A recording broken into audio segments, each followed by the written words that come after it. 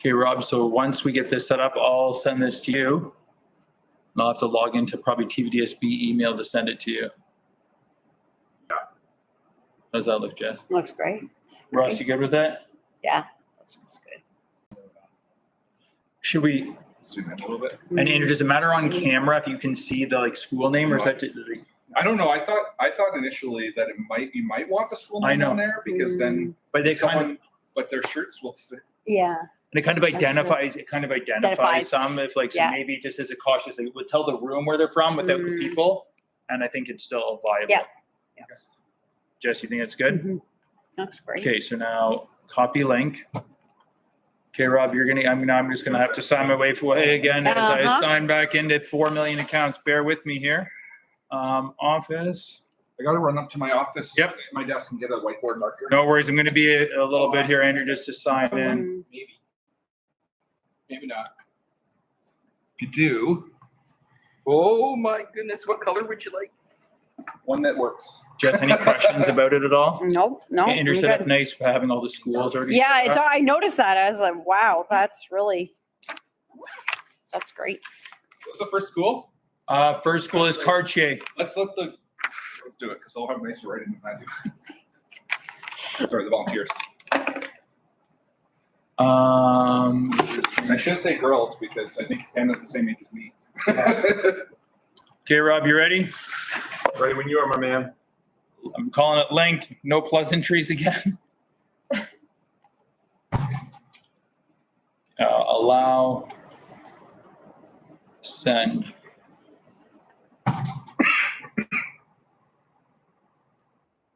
Rob, let me know when you have it, and then I'm not going to close out of this.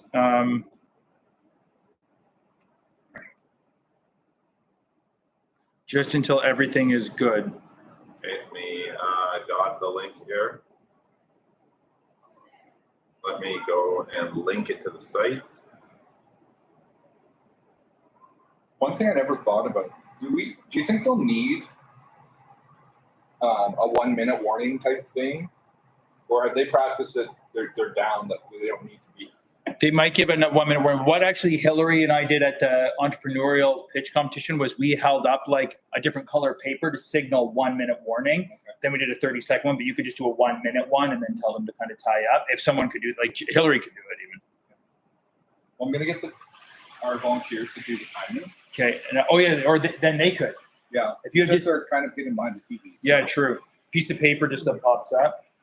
And then once I just want to close out of here until Rob has this going live.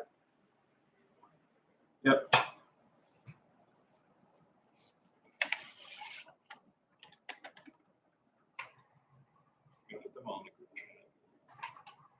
Oh my God.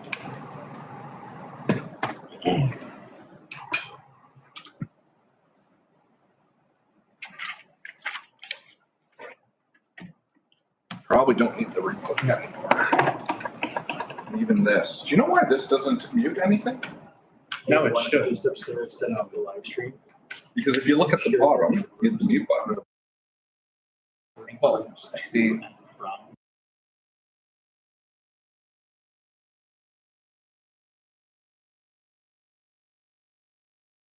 Mute there. Oh, so if well, you on there press it, too? yeah, if you press it. I don't think we want to mute that way because then we're not. There's no way to tell for sure it's muted. Well, yeah, it would be We'll for mute it. sure because that would actually kill the microphones from this system.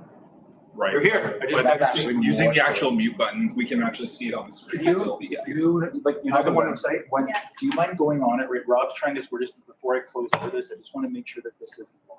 Yeah. Can you go on this site and test it? We did it yesterday, but again, you know how this could go. Just Here, want I can to check it now. we can check it now. It should be So if published. they, let's see if they can Just actually. refresh the site. It just, if you even, what's the bit.ly? I mean, if you Google TBSP Innovation Valley, I think it comes up as a Google site page first thing. Yeah, on. It's on. Just to let them know. Well, it might be. A minute left. Good. It might be better if they just tap me on the arm. and- Right, right. They're going to be doing the timing here. Okay. So we'll see that. Yeah. See That? it's definitely Yeah, so the cool. Sweet day. Sure. Like and it's gonna light up. Yeah, they're awesome. They're so cool. All right, live stream's working. We're good. Perfect. Did you see the ones with their So- schools' names on it? So we can probably close out of this. Oops, make sure you're using the wrong one. Yeah, so like if you look at the one. And mute it. Yeah. It's like. Yeah, we- So this does work. So if I hit mute button, Oh, in time, I don't, those are gonna be out there, so I'd Okay. rather. I'd feel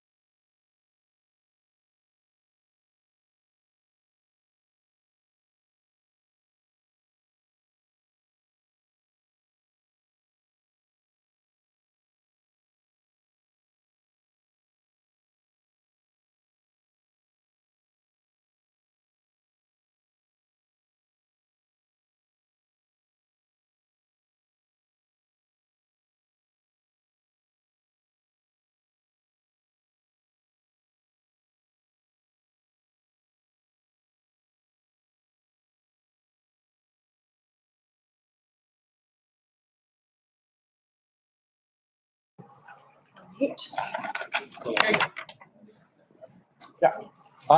guys can put your board behind you. We'll put it like. Okay. Oh, they have a plan. Okay, you have 5 minutes to talk. So you'll get a sign from our friend back here, 1 minute, and then you're done. When you see the done sign, wrap up. Okay. And then you have 10 minutes of questions at the end, and from our esteemed judges here. So good luck, and you ready? You're free to start. It's a pleasure to meet you all. We are here representing our pitch team, coming from Sir G.E. George Carsley Public School. Our idea is called a clean commute credit, or also known as the CCC. Our idea is when you use non-carbon emitting vehicles, such as electric or hydrogen car, you'll get a 30% tax payback when you file your taxes in the new year. We made a survey for all the adults at our school, and their unbiased opinion of this idea. Nearly all the teachers said that they would agree to this tax break, and a small minority said that they already use non-carbon emitting vehicles or public transit. We believe that this tax credit will be beneficial for the whole city. We came up with this idea while researching about the different types of pollution found in London, Ontario, and we found that personal vehicle use was the most polluting of all. We decided that if we gave people a reason to buy a not polluting vehicle, bike to school/work, carpool, and etc., then the citizens of London would be more likely to implement this tax credit successfully. This idea targets larger communities, such as cities or large towns. The specific area we are targeting is London, Ontario. As of 2024, Canada's Air Quality Index is 37 AQI plus US Air Quality Index, and our PM 2.5 fine particulate matter is 6.71 micrograms per cubic meter. While Canada has significantly improved its air quality over the past few decades and lowered its carbon emissions, its PM 2.5 is still 1.3 times higher than the WHO's annual guideline, information from the World Health Organization and the Canadian Encyclopedia. Scientists say that if we stop all carbon emissions now, we still have a 42% chance of not meeting the world's goal of limiting global warming to only 1.5 degrees above the amount it used to be. London itself has been able to reduce its community greenhouse gas emissions by 20% since 2005. Source 2024 Climate Emergency Action Plan report update, and our proposal would help increase this number in order for London to reach its net zero emissions goal by 2050.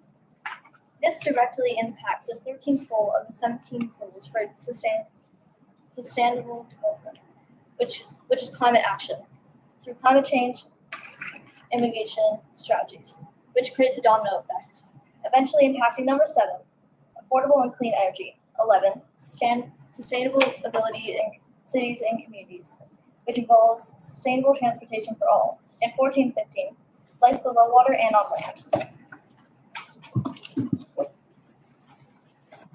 Oh, thank you. The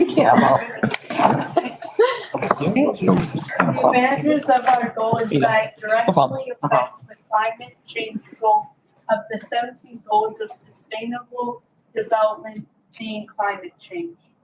If we start implementing this tax break just by reducing our contribution of greenhouse gases, the world will still be at an average temperature due to the large effect climate change has had. However, because of the loss of major carbon dioxide emission, the general temperature of the world will decline and slowly improve. Although it may take centuries to succeed, starting now will make a huge difference to future generations. Problems. There are very few problems with implementing the tax break itself. However, a major problem for citizens in the city is actually doing things to succeed. The main problem is buying an electric car. Now, there are plenty of alternatives, such as buying a bus pass and taking the bus, riding a bike, scooter, or other non-carbon emitting vehicles, and even carpooling will make a big difference. However, it will be very hard to get by without a car. So, a solution is to use the tax incentive itself. This tax is a payback for every time you use renewable or non-polluting vehicles, which means that you can use the tax to your advantage and eventually save up to buy the car itself. What initiatives are already available to Londoners? Ontario. Ontario no longer has a program for hybrid or electric vehicle rebates. Ontario has had it in the past, but it was removed in 2018. London. London offers no tax initiatives or rebate programs.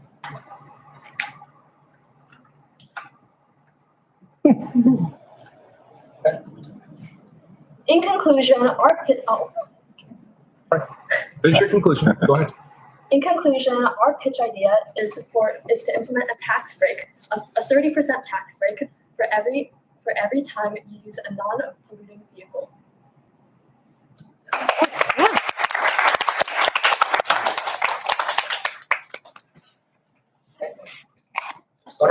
I have a, sorry, go ahead. I have a question. Just, I didn't know this when I was your age, but do you know how much people pay in property taxes for a house in London?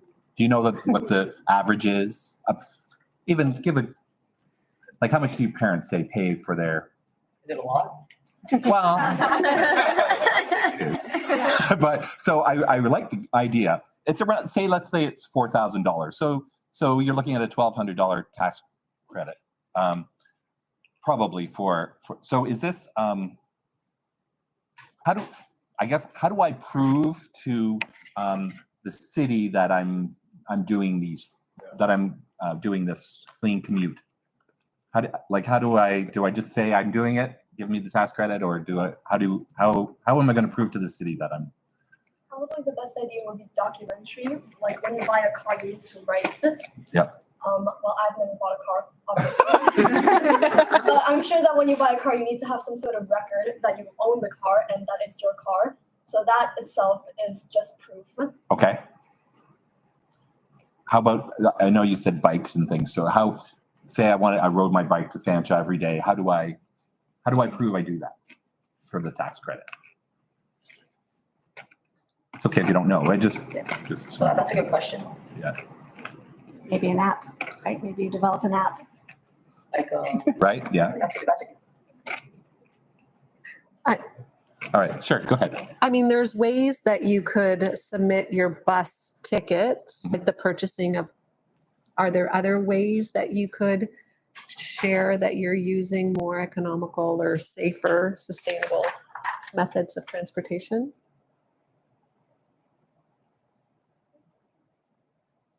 Safer as in less harm Right, to the environment. to the environment. Right.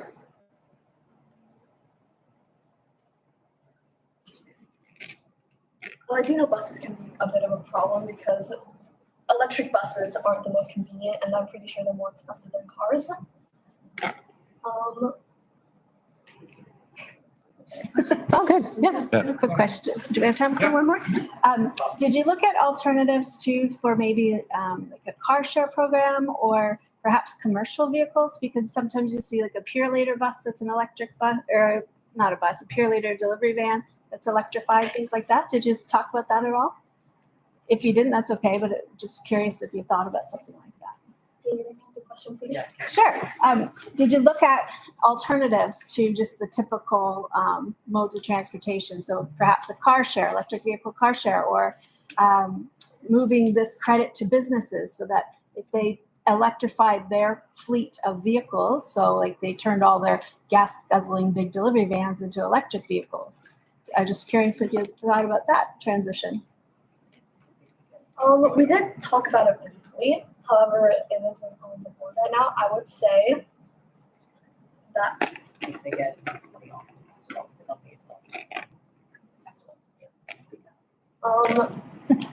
in terms of more efficient ways, I did mention cars would be the most efficient, but it is understandable because people need to be a certain age to drive a car, and it might not be efficient for people who are like teenagers or don't have their driver's license, or they just moved in from another country because driving rules are different in the country. Another more efficient way, I assume, would be a train, possibly. And this is more about commuting, so I get where you're coming from, so that's good.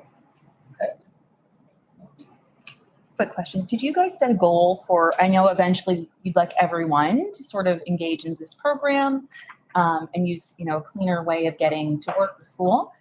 Did you set like a goal for like a first year about how many people you'd like to see switch? Is that something you talked about or thought about? When I talked to my teacher about it, I thought maybe like a quarter of the population of London could do it. I don't expect all of London to switch to electric vehicle. That's just like too big of a goal right now, but I think a quarter could. Any more questions? Any questions from our lead judges? Okay, good job, everyone. Thanks. Hey, good job. Like a local solution to a local problem.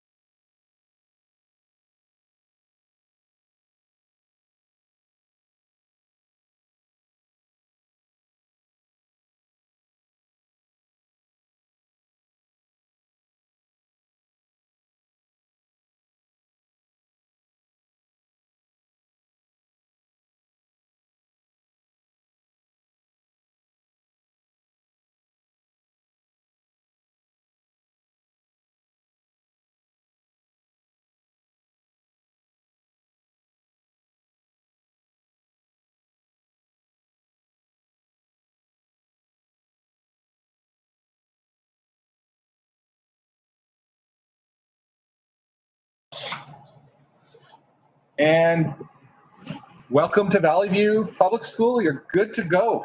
My name is Jude. My name is Wyatt. My name is Andrea. My name's Fisher. My name's Haley. My name's Reed. My name's Dylan. My name's Austin. My name's Angelina. And my name's Oliver with a grade 7 class of Valley View. Imagine this. It's a warm summer day in the 1960s.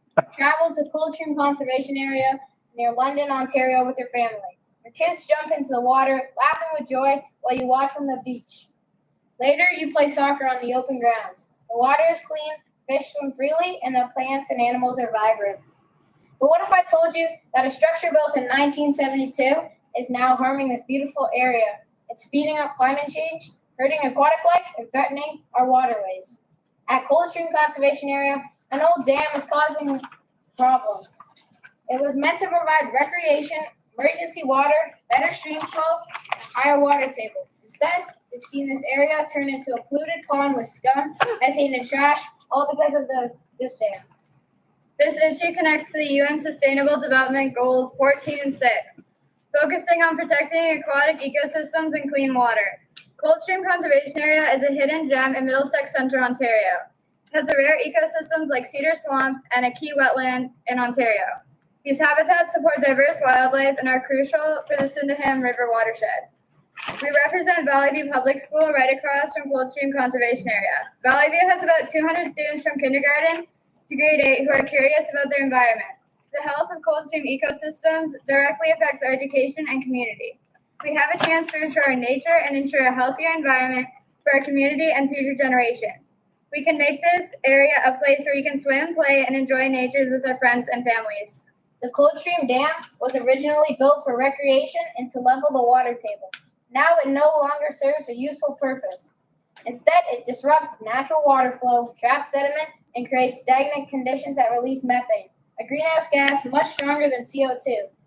It also harms aquatic ecosystems, blocks fish migration, and worsens water downstream. This means that kids like us aren't able to fish or swim here. This local issue connects to the UN Sustainable Development Goal 13, climate action. Before we can remove the dam, we need to measure its impacts. We worked with Greg Wilcox and Kelly Smith from the St. Clair Conservation Authority to find that the dam's problems can be fixed with technology. We suspected methane contamination at the dam, so we created a solution. We've developed a machine to measure methane levels in 3D. It uses a thermopositive approach, cooling water to form ice-like structures that trap methane and CO2. By analyzing these frozen contaminants, we can assess water quality. Then the system uses UV light to purify the water and restore balance. I would like to give a special credit to Jordan Wilcox for helping design the structure. The solution is simple: remove the dam. Removing it will restore natural flow, establish habitats, and cut emissions from stagnant water. It will revive aquatic life, improve biodiversity, and eliminate a hidden source of greenhouse gases. This action aligns with climate goals and community values. To support our proposal, we'll develop a baseline carbon footprint using our 3D model to measure methane levels before and after moving the dam. This comparison will show the positive impact on our environment. We will send this data to the SCCA to publish and share with stakeholders like Indigenous groups. We'll keep working with Greg and Kelly from the SCCA and listen to Indigenous communities as we restore Coldstream. Let's let the river run free and make Coldstream a model for nature-based climate solutions. Wow.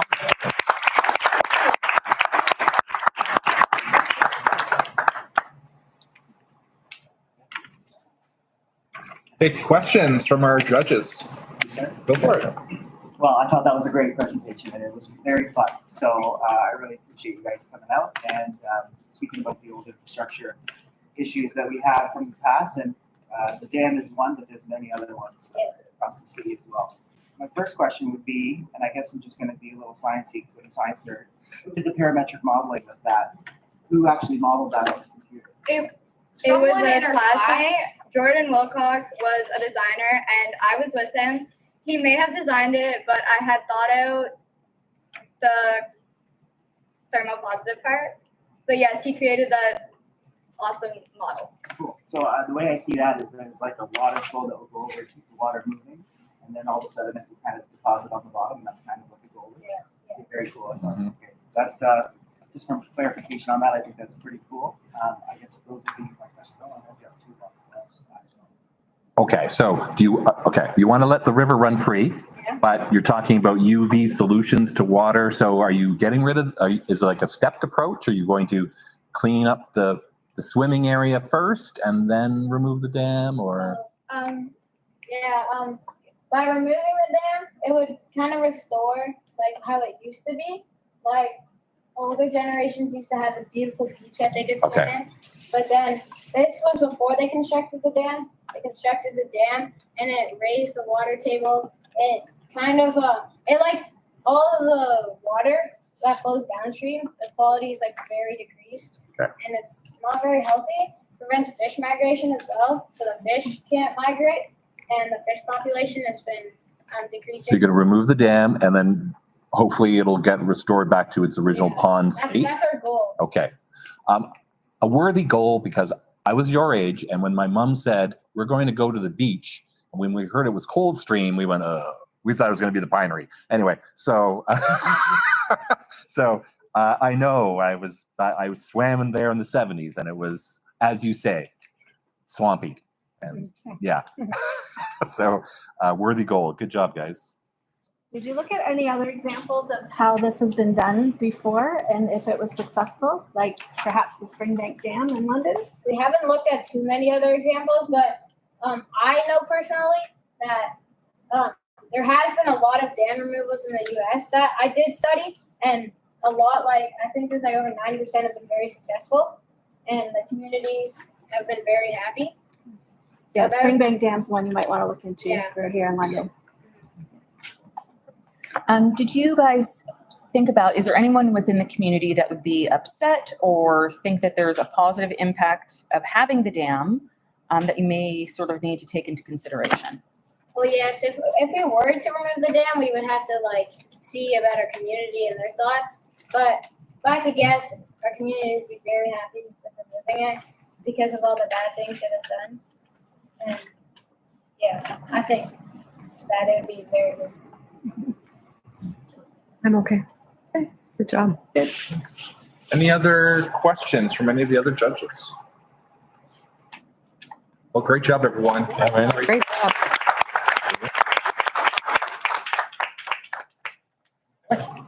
You're free. Okay. Playing with robots. Oh, yeah, there's another one. Don't forget your board. Can we Sledding. have, give Sledding. copies of the Yeah, right. Yeah. But I don't know if you ever met Ian James. He's a professor here There you go. at John Macklin's environmental science. Maybe. Big Scottish guy. Yeah, I know who it is. Yes, yeah. He's the fly expert fly fisherman, world renowned and all this. Oh, you don't have to. And he helps with when We that have to was do that. Just news get to that we relax and enjoy. decommissioning of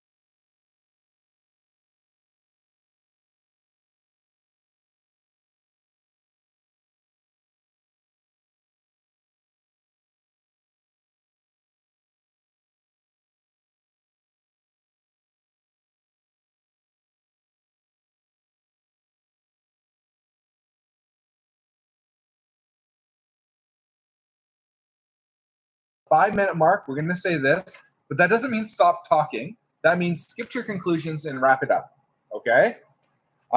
You have 5 minutes to speak and 10 minutes of these wonderful people in front of me asking questions. So have fun, and we're unmuted, and you are good to go.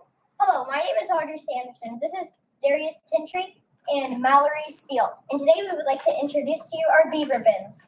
Hello, judges. Have you ever walked past a garbage can and seen perfectly good food and felt guilty for not having anywhere to throw out compostable items? That's why we created beaver bins. Beaver bins are a fun way to compost food instead of having a basic green bin. We decided to give the bins the face of a well-known Canadian icon. As you can see here, just 2 years ago, the average person threw out 2.7 kilograms of garbage per day. Can you believe that 60% of that garbage was Canadian, yet compostable grown produce? Once it reaches landfills, it creates methane gas. Canada has over 10,000 landfill sites, which lets out over 27 million tons of CO2. Compost bins in our schools are just one step closer to helping our world become healthier. As you see here, we have addressed 5 important sustainability goals. Our first goal is zero hunger. Composting food can help us make fertilizer for growing food. This fertilizer can help us grow enough fruits and vegetables to give to the community or use in our school lunch bins.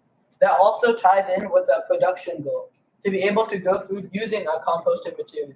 Our next goal, quality education. Quality education is the ability to teach others about the benefits of what compost does for Earth and its benefits. Having compost bins at school can give us the opportunity to have hands-on learning experiences to broaden our horizons on what compost does for us. We have even found a way to connect our beaver bins to sustainable buildings and communities. With the beaver bins, we can help reduce the current Canadian carbon footprint, which is sitting at 14.9 to 14.2. With the reduced carbon footprint, we can help communities all over Canada and keep our landfills smaller. Not to mention how much the odor would be decreased as well. Our last goal is partnerships. We managed to reach out to GM's sustainability officer to understand how composting works in larger workplaces. We had a meeting with Natasha Shin and Jacob Duran, who explained how composting has helped both the CAMI facilities in Ingersoll and St. Catharines. They showed us a survey that they gave to the employees in the building. Most employees were supportive of the composting program, and it grew from just small areas of the factory to almost the whole factory. Another point they mentioned was their use of visuals. They made it a point to tell us that many people relied more on photos than visuals on compost bins, so we drew up this poster.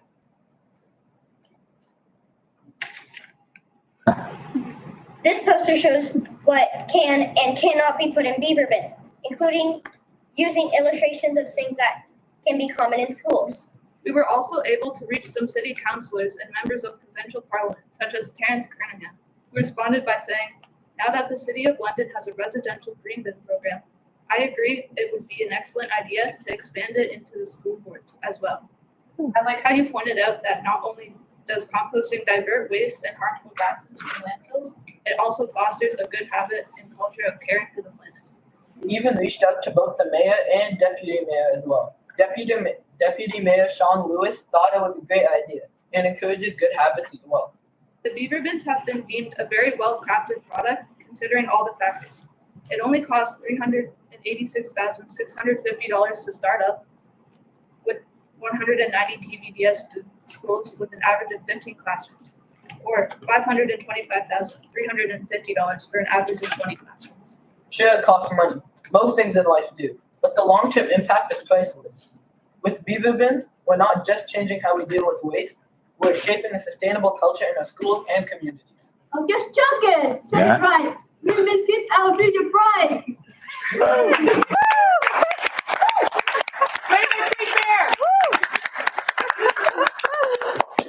Great job.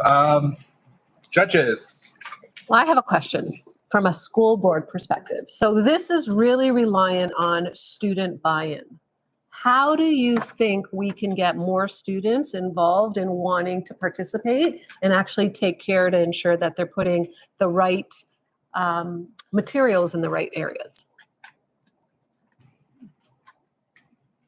Well, first there's a poster. Like we made the poster kind of look more appealing towards like children by using like fun illustrations. And the Beaver bins are like they're gonna have the drawing there on the front, which might help with more like of the smaller kids in the schools to help compost their food scraps. Okay.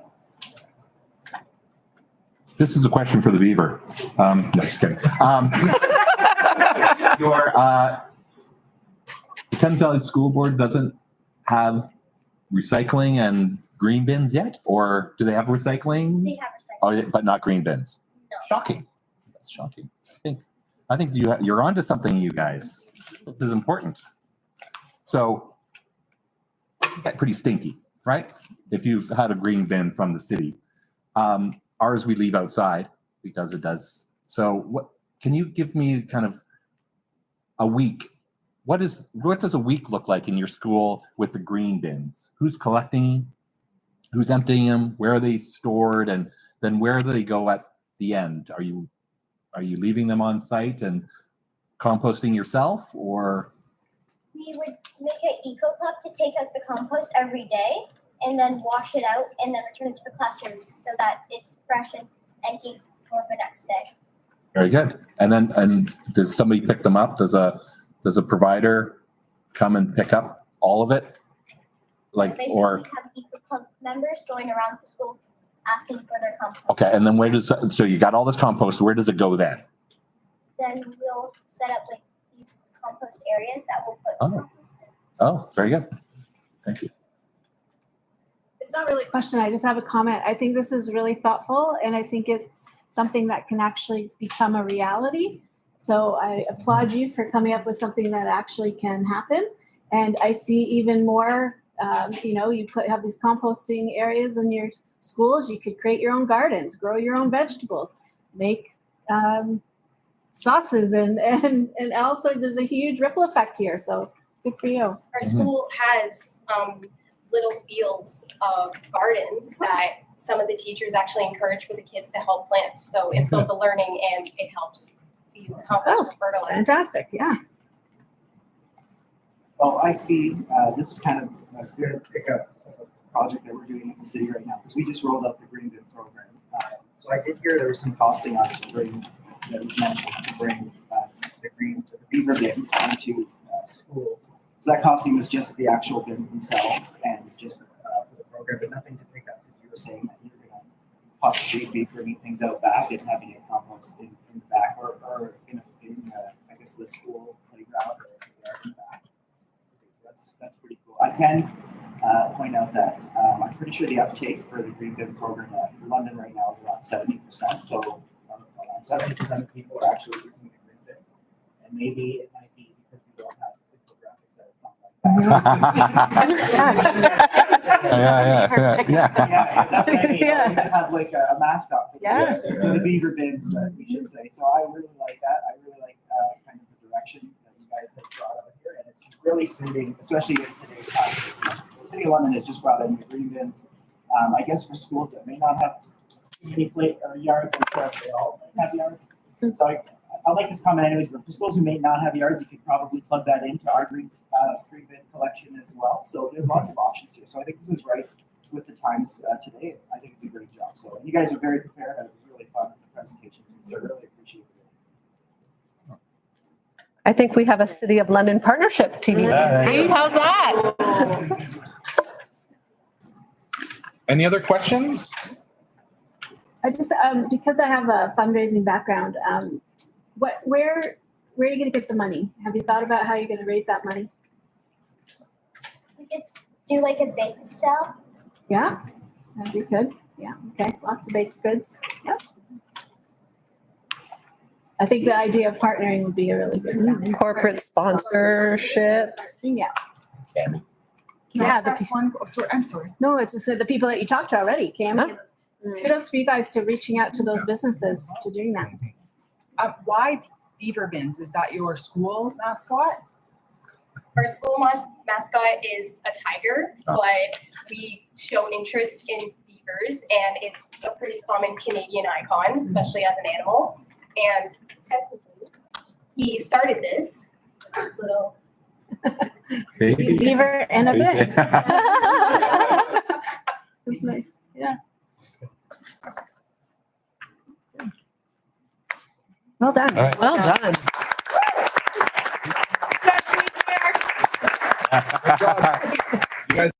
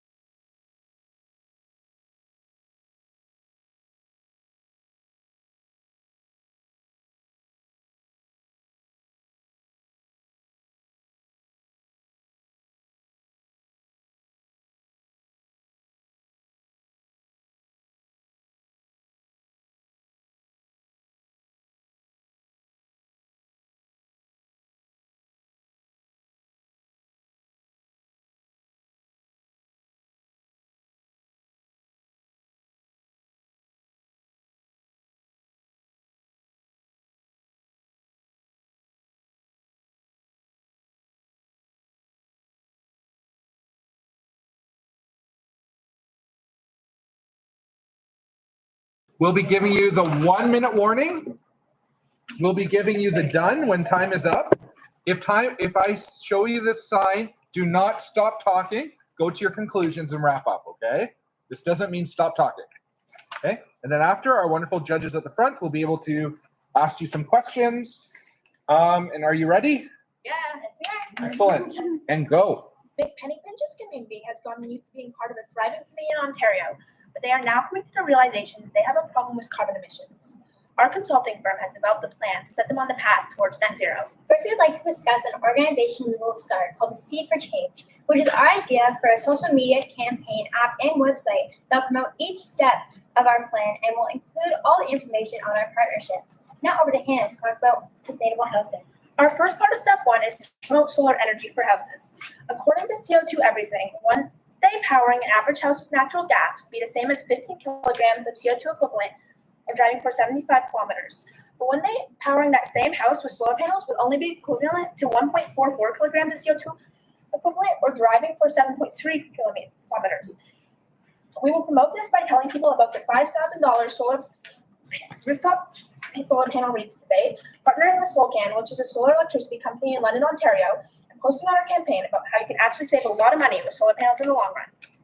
Solar panels actually tie with a good amount of the United Nations goals, like fossil fuel consumption subsiding and redirecting into renewable energy, double the renewable energy sources, and the 2030 goal tripling it, 500 million people gain access to renewable energy, and triple the annual investment for renewable energy and energy efficiency. Now over to Kate. According to the Cambridge Dictionary, weatherization is the act of protecting a building against bad effects of the weather, especially cold wind or rain.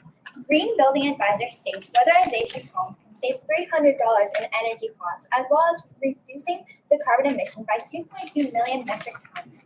We will implement these strategies by partnering with different insulation companies in Ontario. Over to Hannah to talk about electric vehicles. According to the U.S. Environmental Protection Agency, the average gasoline car emits 400 grams of CO2 per mile. But according to the MIT Climate Portal, a fully powered electric car only emits 200 grams of CO2 per mile. Because of this difference, we have step 2 of our plan as promoting electric vehicles. The first way we will do this is by reinstating the $5,000 electric car rebate. And we will let people know through our campaign how much money that they will save in the long run with an electric car because you don't have to buy gas. electric vehicles actually fit in with UN goals too, like fossil fuel consumption subsides and is redirected into energy efficiency, 30 million and 60 million jobs in renewable energy, and finally, no new coal power plants in the pipeline. Another effective way of reducing carbon emissions is composting. Composting organic waste instead of filling landfills can reduce 50% of carbon emissions and other greenhouse gases. It is also one of the most effective forms of diverting waste away from landfills. Also, our apartment complexes don't participate in the green bin system yet, so starting to include them will effectively help to reduce landfill waste. At this point in time, our composting program gives the result in compost to farms, but we think you could start selling the compost so that it can benefit you as well. Next, I'd like to talk to you about invasive species. Invasive species are non-native organisms that are introduced into a local system and disrupt how that system functions. Some examples of invasive floral species are yellow floating heart as well as Eurasian watermill floral. The dangers of these species are lowering oxygen levels, rising pH levels, and increasing temperature in the water. We are working with two organizations to help this cause, the Invasive Species Action Fund as well as the Amler River Valley. Back to Eden. Our last step is tree planting. This can mean working with Reforest London Hope Woodland plant around 15 trees or planting one at home with your family.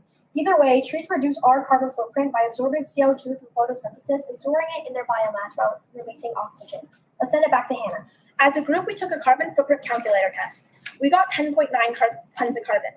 Then we did the test again, but added our strategies. It switched to 7.3 tons, which means it went down by 3.6 tons of carbon. If we applied this to just half of London's population, our carbon emissions would drop by 806,491.8 tons. But if everybody made these changes, then our emissions would drop by 1,612,983.6 tons. We strongly believe that through this implementation of this plan, you and your community can thrive as well as make a difference in Ontario.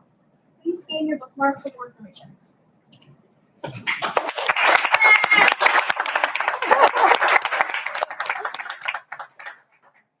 Okay, judges, questions? Okay, so you've done a lot of research and you've put a lot of strategies in place, right, for the most optimal goals, what would your top two, if you could only pick two of those strategies, what would the top two be that like we should implement tomorrow or today? So we were really wanting to focus on solar panels because when we took that test, actually originally, so our housing emissions were the highest. But then when we added it, and then when we did it again, housing emissions were actually the thing that came down the most. Okay. All right. Thank you. I guess what's the seed? Is the seed the website? Like a seed of ideas or like seed of change? Yeah, it's like kind of like planting little seeds to make a difference. And you are planting, you're creating a website. Is this what this is that has all this information and how to do things? Is that what? Yeah, and it will have like all the like documents and information on our partnerships, and then we'll have a social media campaign and like Facebook groups where people can actually ask how they can make a difference.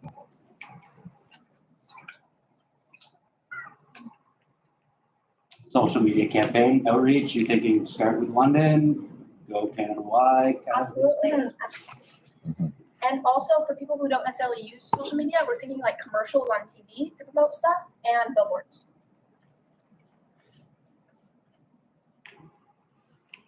Have you thought about talking to your school about, or is this all happening at your school already, or does your school have solar panels?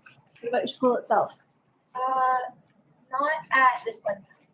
We did have Blue Forest London come to us, and we planted around 15 trees around the playground to support these causes. Like we got to actually dig and plant them ourselves. Nice. It's hard work. So I have a question. So all your ideas, are these all things that already exist that you're trying to promote, or are there new things that you have to create as well? So there is the $5,000 electric car rebate, which does not exist anymore. The government had taken that away. We would like to reinstate that, but there are a bunch of rebates that we have talked about and thinking about that already exist that we'll just promote. Okay, any other questions? Okay, thank you so much. Thank you, guys. You're off to play with robots. Have fun. Over to you, Hannah. I actually like that very much. Of all these things they talked about, it's like, is it park? So I know There you that's are.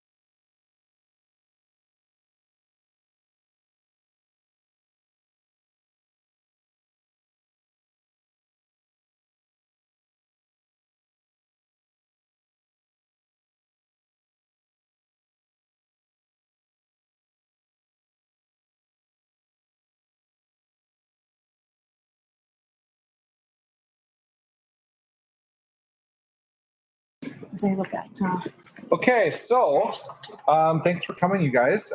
Start by just giving you warnings. We'll be giving you a 1 minute warning. We have 1 minute left, and we're going to give you done when your time is up.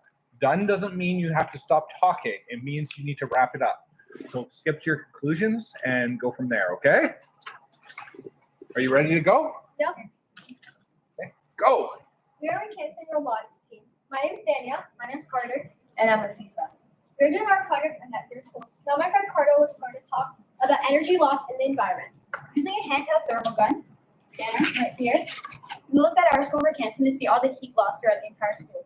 We were losing a lot of heat throughout the windows, doors, and walls. We don't think it's a very good idea for the TPDS to just let money go out through the windows and walls. So we think we should make a better use of energy. We need to fix this problem. This pitch devises a feasible plan for schools to reduce their carbon footprint and become net zero, or at least make improvements to get closer to net zero. Using the strategies that we will expand through the project to create a carbon-free future. These are some photos we took with the scanner, and as you can see, these are 2x2 photos of the same thing. These big windows outside our school. We took one on a cold day and then a hot day, and as you can notice, the windows they're two different colors. Because on the cold day, the walls are losing a lot of heat, while on the hot day, the windows lose a lot. And then these are outside our school. This there's a hole in our wall, like the wall broke off kind of. It's not like keeping the heat in anymore, and it's just broken out. And then this is another piece of our wall that got broken off.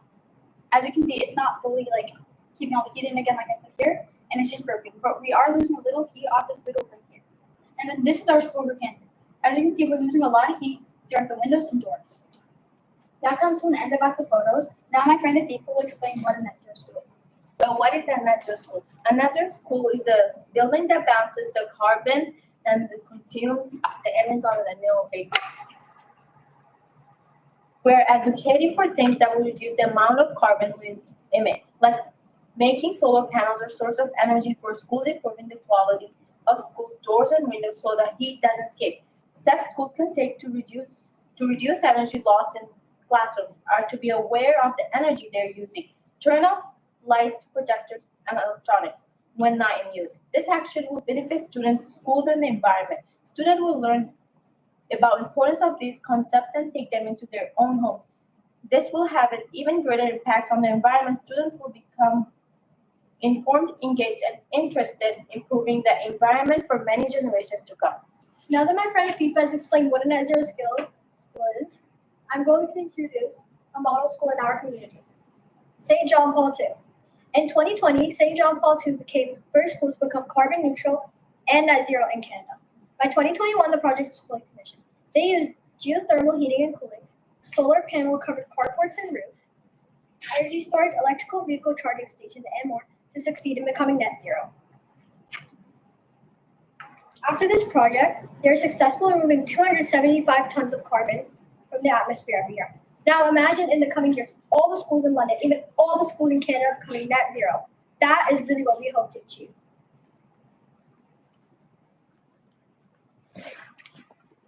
Did you know that the school board operates 161 schools? And based off their April 2024 energy report, they spent over $12 million on propane, natural gases, electricity, and water. To determine the average utility cost per school, we divide the total utility budget by the number of schools.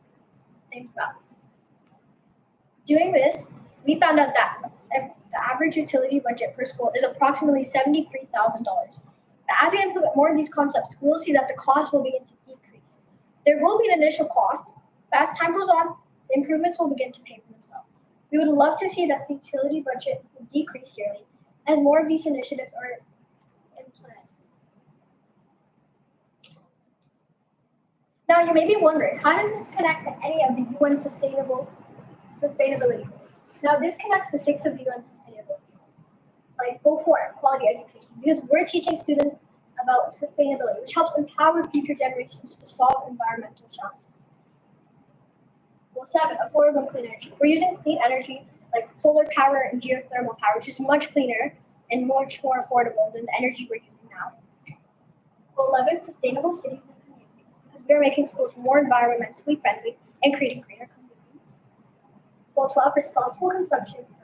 We are reducing weight, reusing materials, in managing resources and teaching children to do just that. Goal 13, climate action. This directly helps fight climate change. And lastly, goal 17, partnership for the goals. And during this project, we would partner with federal, provincial, and municipal governments and companies like Amoresco, help fund the John Paul II project. We know that this goal is not achievable overnight. It is our hope that every year we can reduce our carbon footprint and get closer to our goal of net zero. Every action helps. And through education and implementation of this concept we have discussed, we hope that schools can have a positive impact on the overall environment. And through education and showing students how this is possible, we hope that students will take this idea home and continue to use these ideas to have a positive impact on the environment so future generations have a healthy planet. And here are the resources that we used. We have printed out copies of these resources, but this is the Beaver Valley Energy Report of April 2024. This is the sustainability your sustainable goals report. Those are the resources we use. Thank you.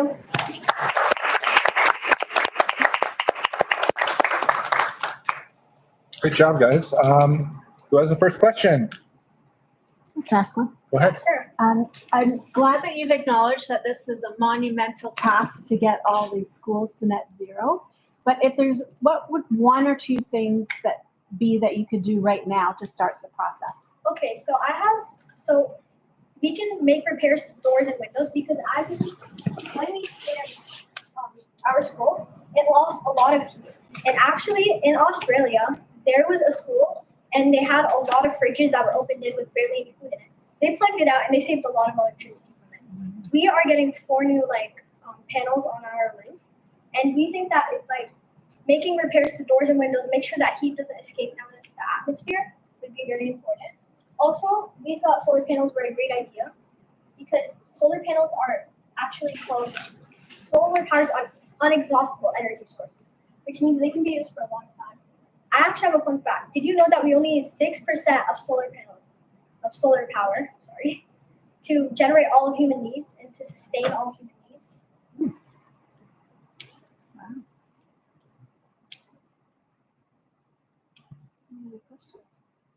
Who else has a question?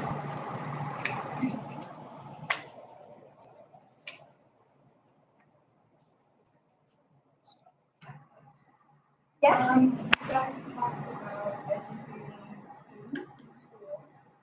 Do you have any thoughts on how you want to do that? So we have an idea of how we can do it for our school. In our school, we're starting a climate change club, and we're hoping to do actual projects and try to get companies to fund us and stuff. We're hoping to teach children to enjoy learning about climate change and raise awareness for it. Do you have anything in your schoolwork, like your curriculum right now, that teaches this, or is it only focused on a club? Well, actually, we haven't learned about it yet, but I think we're going to learn about it next year. Good. Any more questions? Yes. Talk about repairing walls and windows and whatnot, but what can you actually change about, you can say cover up the holes in the walls, but with windows, do you have something specific you would do? How do you actually reduce the heat loss there? So I think that the way that we reduce loss in windows, I think that windows just need it. I think that some windows, they let out a lot of heat because they might be too thin, maybe we can thicken them, and especially with the walls. Some walls might not be constantly properly, so we might need to redo those to keep heat in. Yeah, that wall, as you can see around it, it's very orange and yellow, which means that it's losing a lot of heat.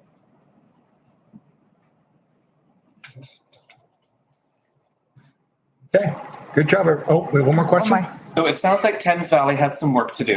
But my one question is, as students, what is the first step that students could do to work toward a net zero schools? Honestly, I think it's awareness. Not a lot of people I think a lot of people do know about this, but a lot of people don't realize we won't have a future if we don't stop this stuff. So I think it's very important. The first step we need to do is let people know about this and make sure that people understand the severity of the problem.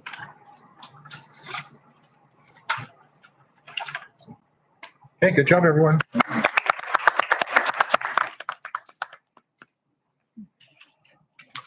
Good luck tomorrow. Have fun.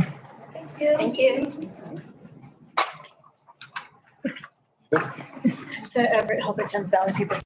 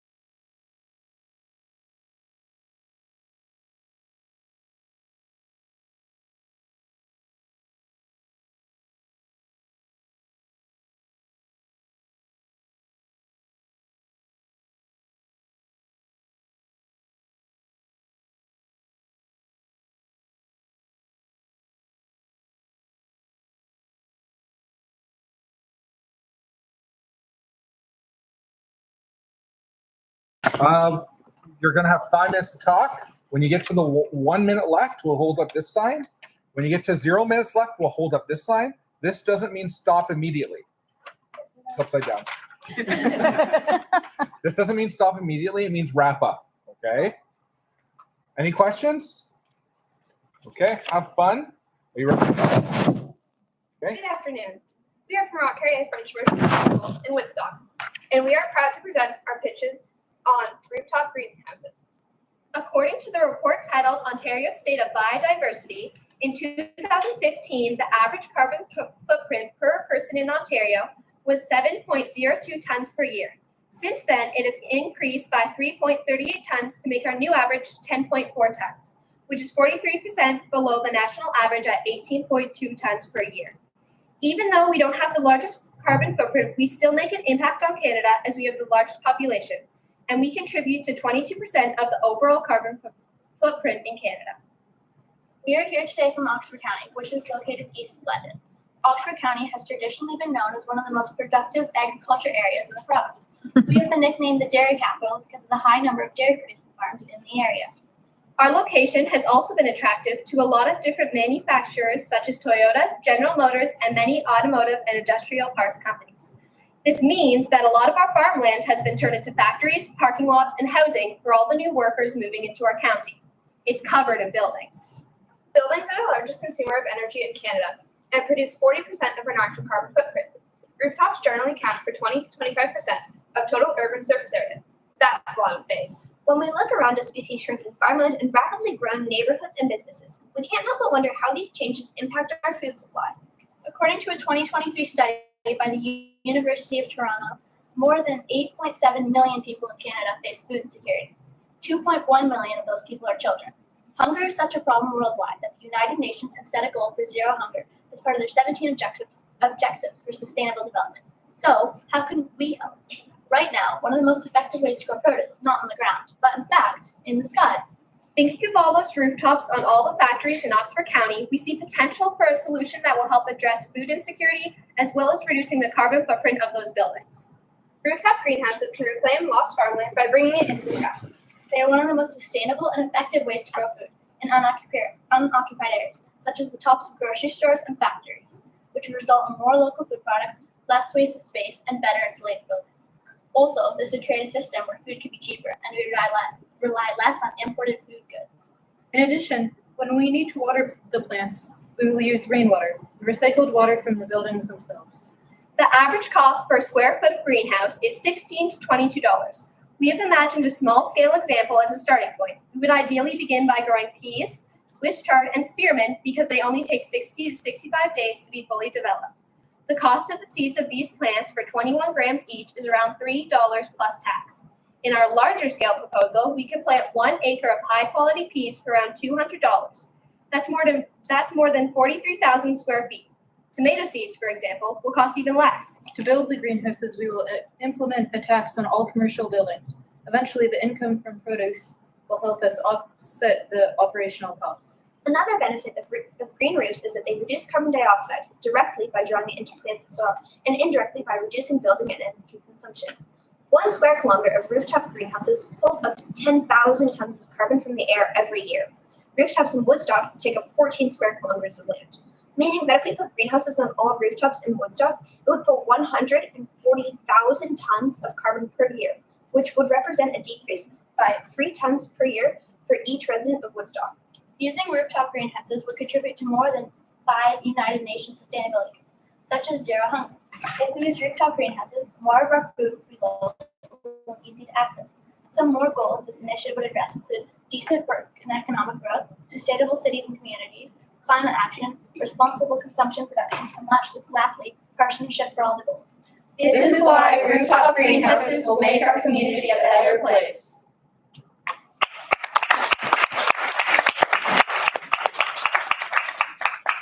Great job. Who would like to ask the first question? I have a question. Oh. In your research, did you come across any cities or communities that are already doing something like this? And if they are they doing it well? And what was the outcome for it? We have Montreal has some. They have a Decathlon and a Walmart with rooftop greenhouses. What were they growing in those greenhouses? Do you know? I assume cucumbers and bell peppers. Do you know when those, like you said, it was a Decathlon and a Walmart, do you know if those were older buildings or new buildings built with the intention to have the greenhouse on top? I think they were older buildings that started with a normal flat roof and had the greenhouse built up on it. So as you guys were going through the project, did you have the opportunity to call some of the local businesses, like talk to some of the bigger plants in Oxford if they'd be interested in doing that, or? No. Okay. Unfortunately, we haven't, but if we were going to continue this project, like if like a realistic one, we would likely seek professional help and we would try to like reach out to some of those places.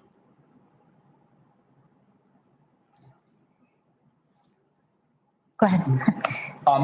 Why would a company maybe not want to do this? So most likely companies would not like it because of the tax, but further through time, it would get rid of the tax and make them more money than that. So following up on your question, we would ideally we would tax the companies, but when they buy this rooftop greenhouses, they would own the produce that's coming out of these greenhouses. So eventually they would just get their money back because they'd be selling the produce. What would be some of the challenges in terms of trying to actually implement it on those roofs? What would the company kind of have to go through? Depending on how stable the building is, it may need more support into the structure. And also it can cost a lot of money, but you'll make the money back over time. Given our climate in southwestern Ontario, do you see these being operational fully year round, or is it more of a summer activity? Do you have to heat the greenhouses in the winter? So seeing as that Canada is very cold, there would always be the way it would work just as a normal greenhouse, so it would be a lot warmer and humid, seeing as that you could put other fruits and vegetables from other countries where it would traditionally be warmer, and it would be able to run year round due to the heating and cooling systems. Very good.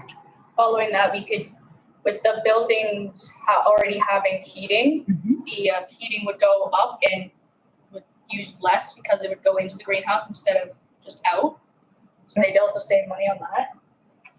It would also help with like insulation so you wouldn't have to use as much AC in the summer and you wouldn't have to warm it as much in the winter because it insulates the building. What if the companies don't want to be responsible for the produce afterwards? Like, would you be open to partnering with a greenhouse company already that would lease the rooftop or something like that? We would ideally, like if the company didn't want the produce afterwards, we would ideally get them to like partnership with a few other companies, and then they could like sell or they could trade or something. Program. How could nonprofits that might deal with food security maybe benefit from something like this? We started off talking about food security, so I just want to bring it back around to that. How could they benefit? It can help schools that if they're in a more poverty area, it can help so that kids can actually have a lunch if they don't actually have a lunch and help give food. Also, if we are growing more locally, the price would be like less expensive and it'd be easier to like afford. Any other questions? Great job, guys. Really good.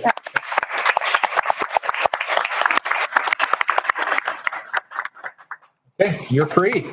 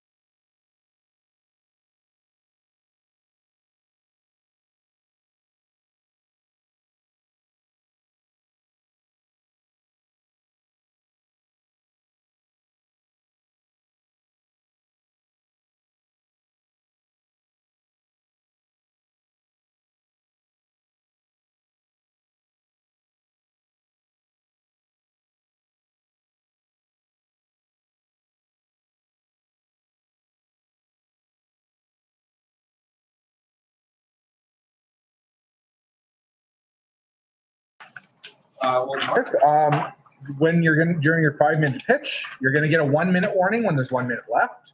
You're gonna get a 2-minute or done warning. That doesn't mean to stop. It means to wrap up what you talked about, okay? Do you need to move furniture around though, for your displays? Because you can pull anything out you want and rearrange the room as you want it. Or is that all right? Okay. So are you ready to go? Ready? 5 minutes starts now. Raise your hand if you've ever felt like you're throwing away too much juice plastic. If you've ever felt like you're wasting money on brand new 3D printing film. If you've ever felt like you're wasting more plastic than you're using. What if I told you you may never have to do that again? There is way too much excess 3D printing filament when there are failed projects or for the supports while building projects. These excess pieces cannot be used again and therefore are thrown into the trash. We have a creative solution to that problem. Instead of letting that plastic go to waste, we would melt it down and reshape it into new filament to be reused again. This is an attempt to achieve net zero. Our idea would be saving our customers a lot of money, which is free business. We are in a brand new field with only a few companies doing this throughout Canada, sorry.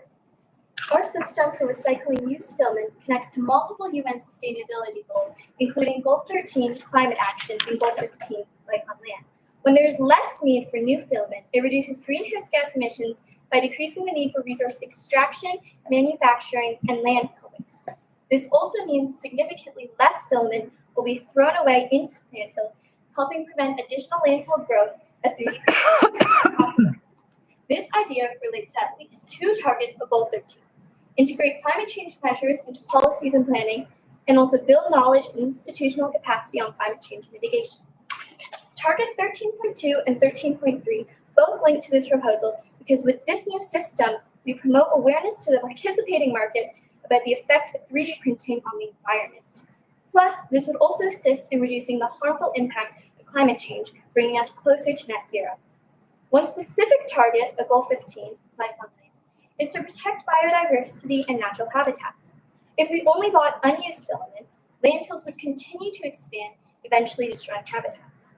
Every piece of filament would otherwise be thrown into the garbage, potentially causing harm to biodiversity. If we recycle the waste, then we don't have to keep buying new materials and filament, and it won't go into the landfills and the earth.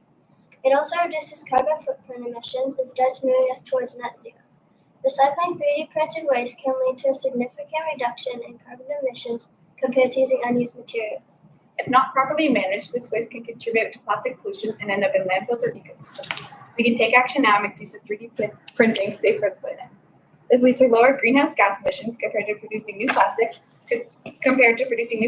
contributing to a more sustainable future. By being proactive, we can get ahead of this growing problem. Our target market is Thames Valley. We have found that elementary schools, Western, Fanshawe, and libraries produce most of London's filament waste. Also, there are about 20 3D printing companies in the London area and other businesses who 3D print some of their products and supplies. Some people in the community even 3D print from home too. In the end, all this printing will add up to a reasonably large amount of waste with nowhere to go. People and businesses will be able to drop off their waste in a collection bin, which we've made some prototypes of here for you. Also, there is not a lot of competition at all. With extensive research, we have only 2 other companies in the world that currently promote this service. 3 Signal in Kitchener, Ontario, founded 2015, and Filamentive in the UK, founded 2016. This will be the only company in London that reuses 3D printing waste, and the second one in Canada. This means that we will likely have a lot of customers since there are no other places for them to go. With all this enticing talk about how amazing this idea is, you might think this could be possible. You'd be wrong. After researching, we estimated that the average roll of filament would cost $50 to $60. Ours would cost $45, unless you supplied us with your own spool. With the spool, your total would be a cheap $40. This means our filament is not only recyclable, but it's also affordable. The best part of all this is the tech exists. We found full setups that do everything we need to do. Our team broke down the cost, and the initial cost will be $12,000. After 38 days, we break even. This waste you see on the floor is only half a year of 3D printing at one elementary school. Imagine what it would be like for all the schools in Ontario, including Western and even Fanshawe. If we are not proactive, this problem could continue to grow. We have a solution to this growing problem, but we need your help to make this a reality.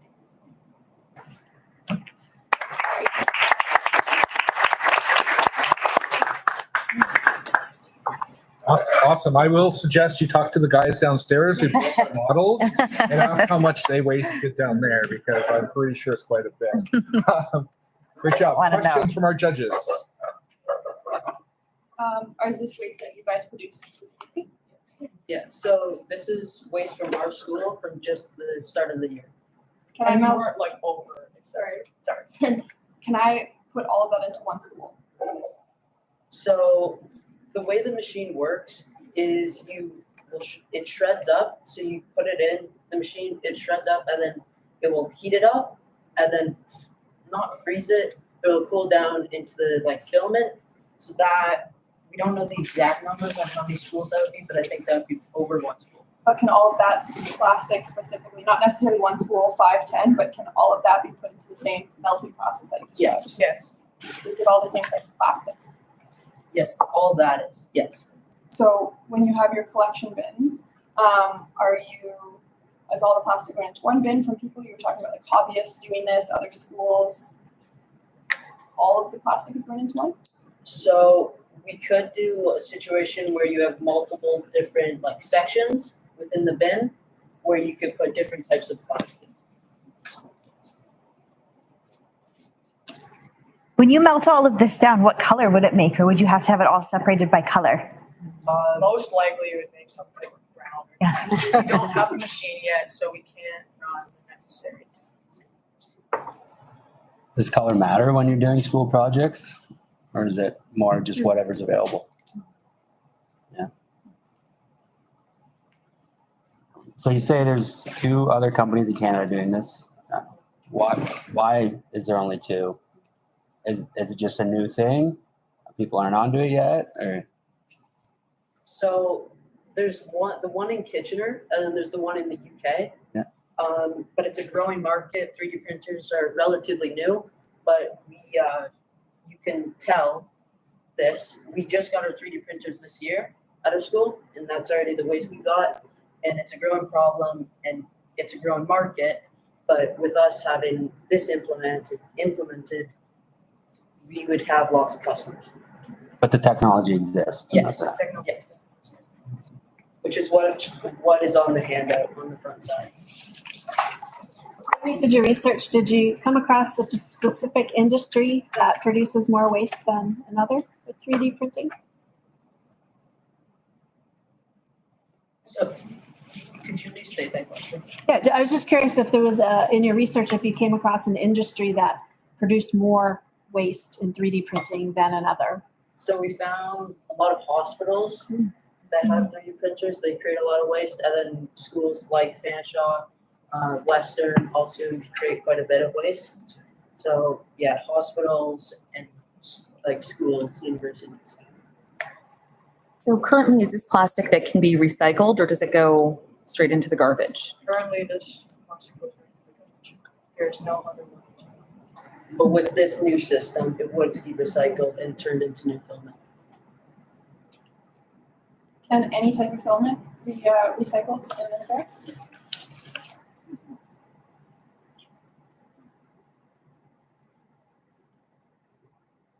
Any other questions? Okay, great job, guys. Good luck tomorrow.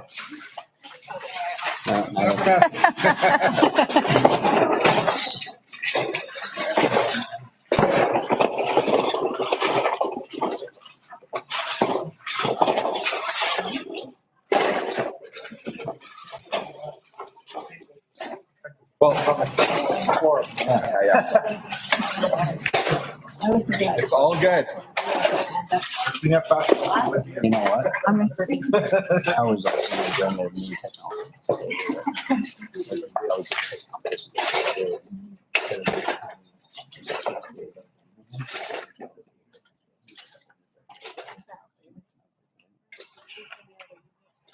Right? Exactly.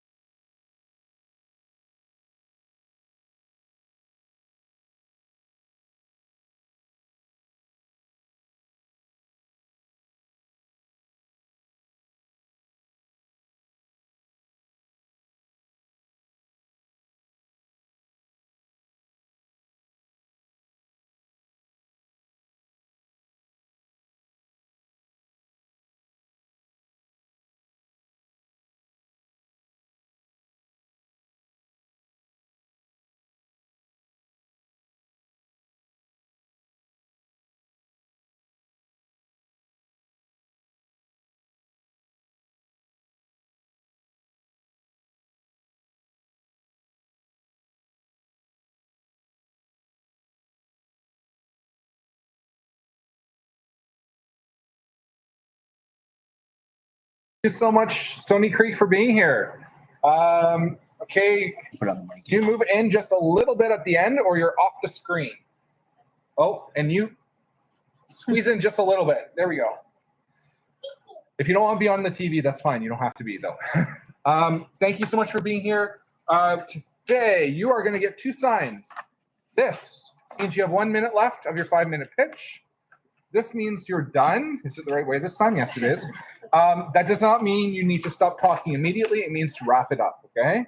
So keep an eye out if you're getting close to the end for my friends back here holding up signs. Any questions for us before you begin? Okay, you have 5 minutes. We're unmuted. Starting now.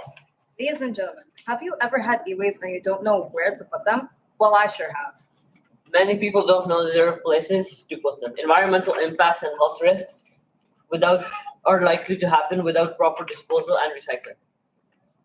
We want to make it easier for all of our community, which is why we decided to host an e-waste drive campaign at Stony Creek Public School. When you donate your electronics, you can get a sticker. After you donate the e-waste, we will send it to the City of London. Then they will recycle the parts. Why are we doing this? We are doing this because one family has about 7 electronic devices. E-waste contains valuable materials like metals and plastics, but also hazardous substances like lead and mercury. As we have in our idea, our idea was e-waste. As you have in your hand, we did a flyer at our spring flame.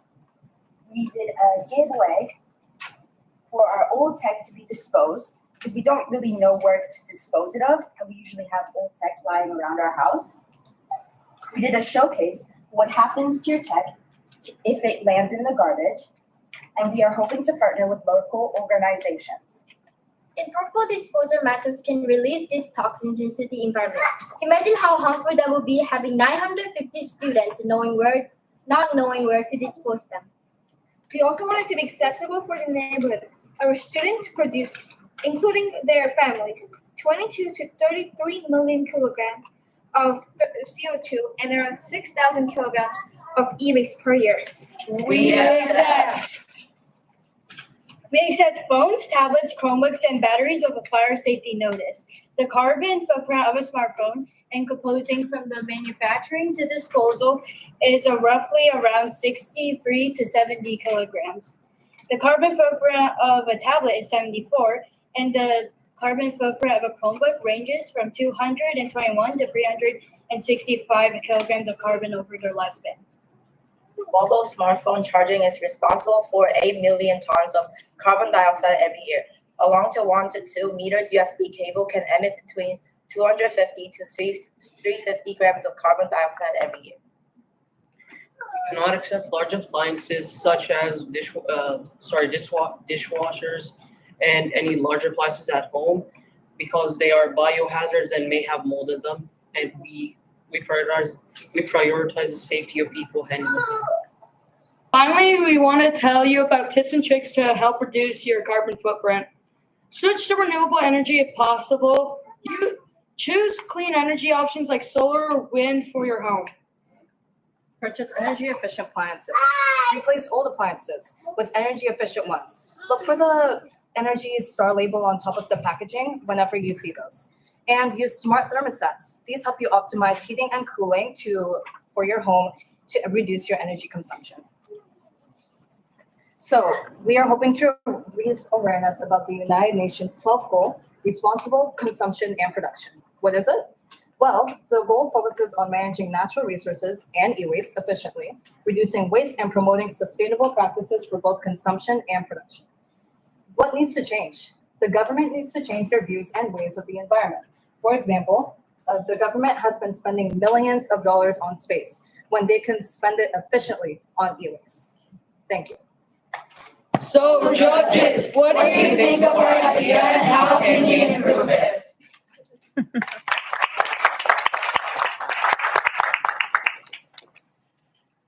Okay, so questions from our judges.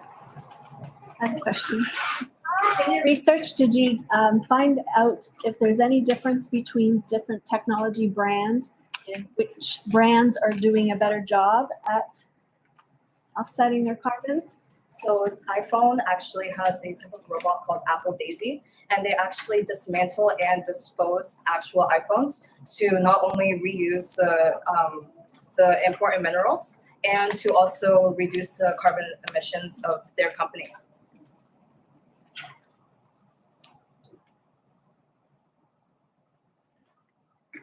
Do we have any other questions? So you guys you're collecting the e-waste from people, you're providing like a drop-off point, right? What are you doing with the e-waste after that, like? We would send it to like the, what's his name again? We're sending it to the dump, like the dump for the electronic things so it can get reused and recycled properly. Bio depot with the. So when I said on mine, it was we would donate it or we would send it to the City of London and they will recycle the parts, like the works. In your research, did you discover any businesses that also accept things like that you might be able to partner with, other than the city? We have saw multiple different recycling locally in London and a little bit in Kitchener that we are hoping to partner with in case this problem gets out of hand. What initiatives are you guys taking in terms of getting the word out? I know for me, when I have a computer go down at the office, it's almost like I forget where the e-waste or the electronic waste is. And then one day I'll be driving like, oh, that's where it is. I got to remember that. And then, it's gone again. So do you guys have a plan to get the word out that you are collecting the e-waste, keeping it fresh in people's minds? Like that? Our school has roughly 850 families in it, over 900 students.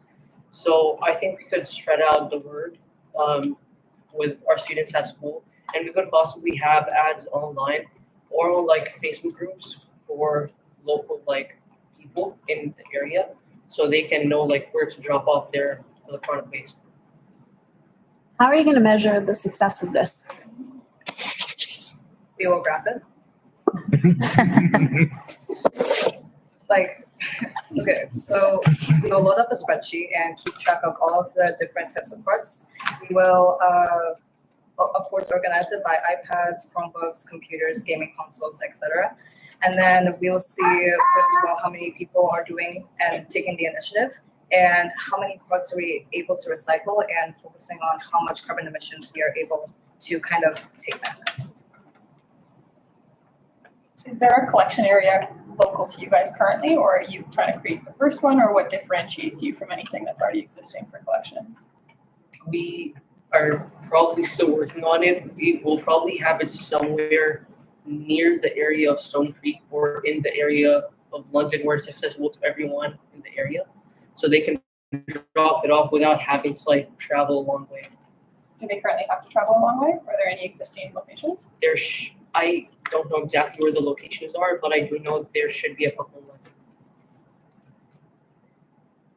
Did you find when you were doing your research that more students, because you said you did this in your school, were more students inclined to put their stuff in the garbage, or were they just letting it sit at home before they brought it into you at the school? They would normally just leave it at home, lying around, instead of throwing it in the garbage, because people don't really know what to do with it exactly. So we were planning to figure out how would we dispose of it eco-friendly. Is there any processing that you guys would have to do of the electronics when you receive it, deliver it in that form to the next part of the chain? Like if I hand you, say, my phone and it has a case on it and the battery is still in there and everything, do you have to handle that all, and who would be doing that at the school?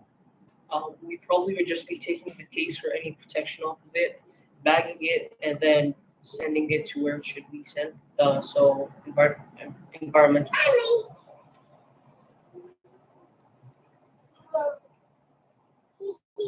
Okay, thank you so much.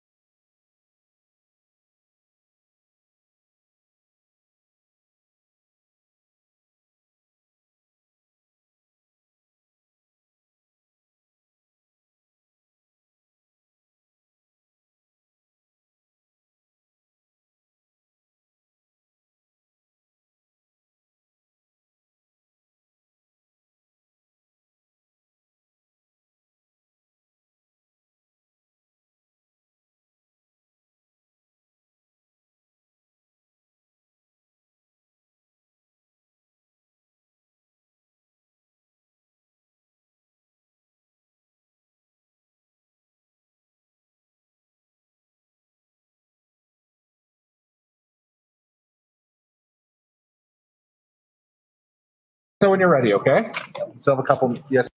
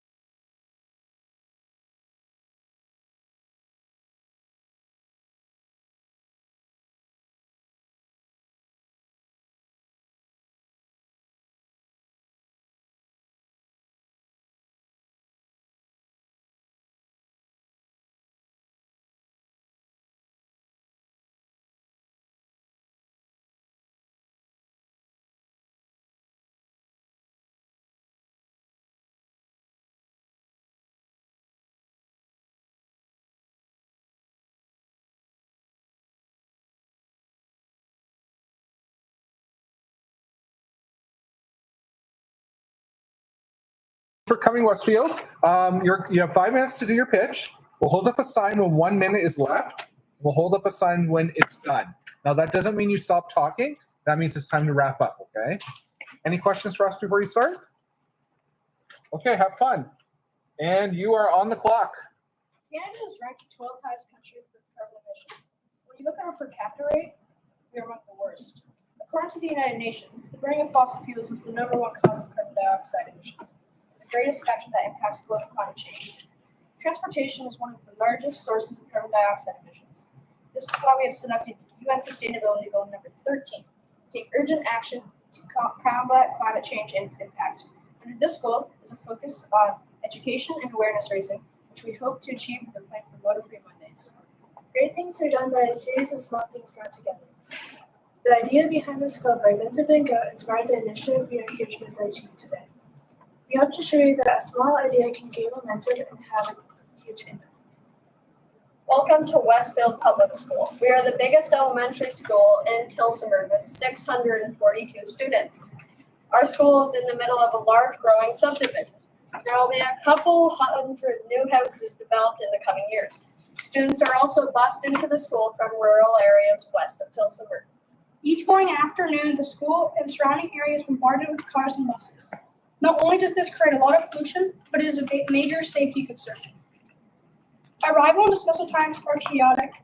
If you take a look at our model, each car represents 5 cars that come through the parking lot each day. This lets you see what the school area is like on the average day. The parking lot and roads are congested. It could be difficult for the buses to get through to their drop-off area. We had a group of students complete a car study for a week during our drop-off and pickup times. We also counted the cars from our staff, parents that drop off and pick up during before and after school programs, late arrivals, and early dismissal. On average, 460 vehicles and 7 school buses travel to and from our school each day. To calculate the total carbon footprint for the transportation at our school, we use Canadian data from Pollution Pro. Their data shows that an average diesel school bus emits 1.15 kilograms of carbon dioxide per kilometer traveled. An average passenger vehicle emits 0.22 kilograms per kilometer. I calculated the average a car is likely to travel based on the size of our school. We gathered the data of the distance each of our buses travel each day. For an average day with 7 school buses and 460 passenger vehicles traveling to and from the school, the carbon footprint is 414.7 kilograms. In a school year of 194 days, that is 80,452 kilograms of carbon dioxide equivalents. All of this led us to the idea of Motor-Free Monday. We want to make reducing carbon emissions a fun thing to achieve. On Mondays, staff and families will be encouraged to use the most carbon-friendly way to get to school. That could be taking your bus instead of getting a ride, walking, biking, or carting. All these methods will help to reduce the amount of carbon emissions being put out in the air. If a family is able to do this each Monday in a month, the students in that family will get a reward. The rewards could be as simple as an extra recess and dinner. The schools could also access grants such as the Walmart Canada Community Grant. At Westfield, we have a strong partnership with several local businesses and would be able to provide coupons from Domino's Pizza or Shaw's Ice Cream. Families will be given a chart to track participation. If 50% of Westfield's population participates, that would result in 230 vehicles traveling through our school parking lot, which is a decrease of 230. The carbon footprint would be reduced to 294 kilograms of carbon dioxide equivalent. That is a decrease of 30%, even though the impact from school buses cannot be changed. If we are able to get 80% participation in our school's population, that would result in only 92 vehicles traveling through our school parking lot, a decrease of 368 cars. This would make for a much more safe situation for staff and students. The carbon footprint would decrease to 246 kilograms of carbon dioxide equivalent, a decrease of 41% each Monday. We believe that Motor-Free Mondays may begin by making a small difference, but it has the ability to catch on and create a ripple effect.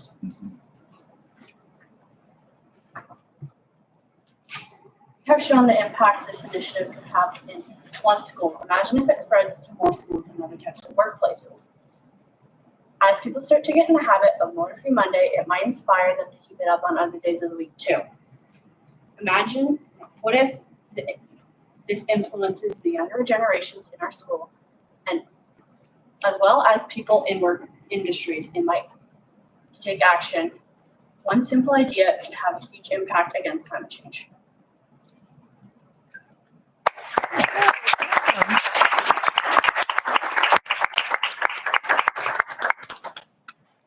Okay, I have to bite my tongue because I'm like the co-chair of Active and Safe Routes to School in our region. So I'm kind of like overly excited about this, unfairly biased towards this. So I'm going to keep my mouth shut and let the other judges talk. How would you prove as a somebody driving my child to school, how do I prove that I've decreased my amount of times using my car? Like I know there's a chart, but are you going to be relying on people just being honest about it to get a prize, or how are you going to track that? The parents will be.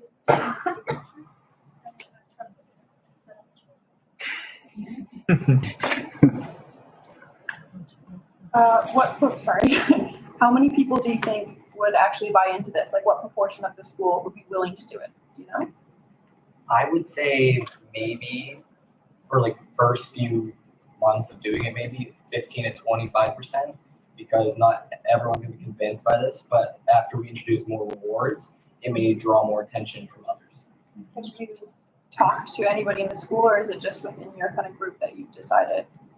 Mostly within our group, but quite a few of our classmates know about it. As well as our principals and vice principals who really love the idea in their schools and think about actually putting it into action. Do you know how many of your students that are in the walking area actually get driven to school? Do you have those numbers? I do know that some people within only a few blocks even get driven to school, even if they can walk down one sidewalk. My mom's a teacher and she sees the same people every day walk and drive from the same places every time. The amount of people that get driven in each day also varies on the weather. It's a nice day out. Usually you'll see most of the walking range walking. But if it's a cloudy day or colder out, you don't see very many. Great presentation, guys. Really enjoyed it. Curious about whether or not you think there would be any infrastructure issues for people not driving their car. You mentioned that there's sidewalks on some of the streets around the school. When you're trying to get people to change their behavior, usually if it's easy for them to change their behavior, if things like sidewalks or bike paths exist, it's a lot easier for them to change. So was that something that you looked at in terms of how easy it would be for people to shift out of using their personal vehicle? There's a lot of bike trails around our area in our school area in many different directions. So a lot of the town and surrounding area are able to bike and take paths. Great. Okay. And you mentioned, was it 7 buses that you have at your school? So for the entirety of your school population that you said was 600 plus, there's only 7 buses. Is that? We cut down from last year 1 bus. I don't know the reason why, used to have 8 buses, and years before we have had 9, but it has not cut down to 7. I'm wondering about the buses as well, actually, because I wonder if you've talked to the bus company at all about their bus, or if you've taken any steps to sort of bring this attention like outside of your own school community. We had talked to the bus drivers. Yeah. But it was mainly on their routes. So we'd have to try that and see what we can do to get it out there. But I'm sure that from talking to them about the reason why we're asking about their routes, they've probably been talking to each other and amongst their coworkers about it. When we talked to them, they're really nice about it, and they thought that it was a great thing that we were trying to start. And I think they'd be more than welcome to do it. And do you have bike racks at the school that could house like more bikes than what you currently Yeah, have right now? most of the time our bike racks are quite empty and we can fill it up a fair bit. Mainly when I get dropped off, I only see like 5 and there is so many bike racks there. Okay, good. Just wondering, you guys mentioned the rewards, and I really like that too, sort of incentivizing that behavior change. Do you think that the rewards are going to be more impactful to make change if they're targeting the kids or the parents?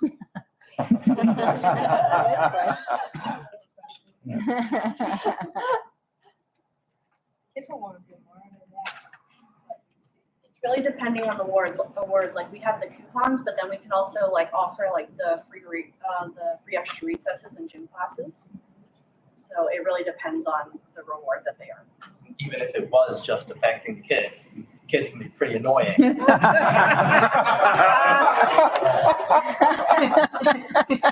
one ever said that.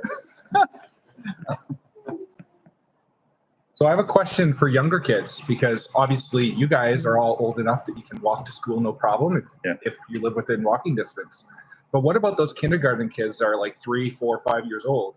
I had a 3-year-old, we live 400 meters from the school, and it took us 45 minutes to get home some days. How would you help them sort of participate in Motor Free Mondays if they can't walk to school every day? Probably ask some neighbors if they have younger kids, or even like kids going to high school.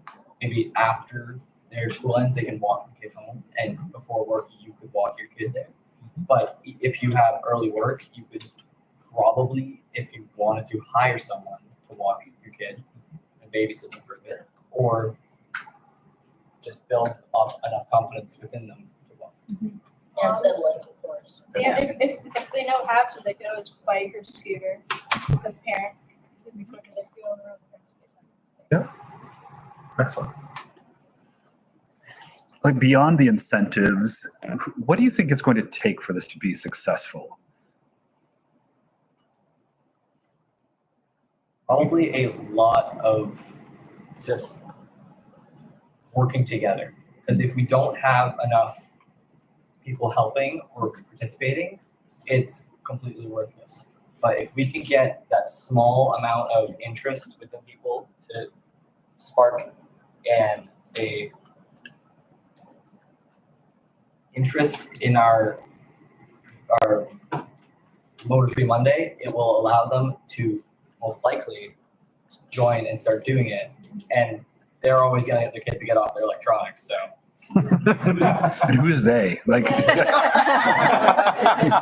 I have 3 girls, so I think I assumed you were talking about parents. But who do you think is most important in that sort of like they then? Like who do you think is going to be your greatest champions to make this happen?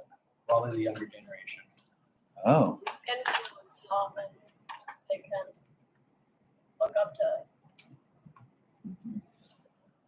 Are you expecting children to pester their parents to do this also? Is it kind of like, yeah, right, yeah, that's good.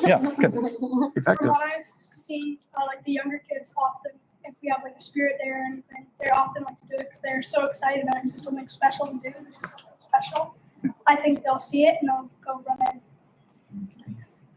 Literally. Yes. Okay. Great job, everyone.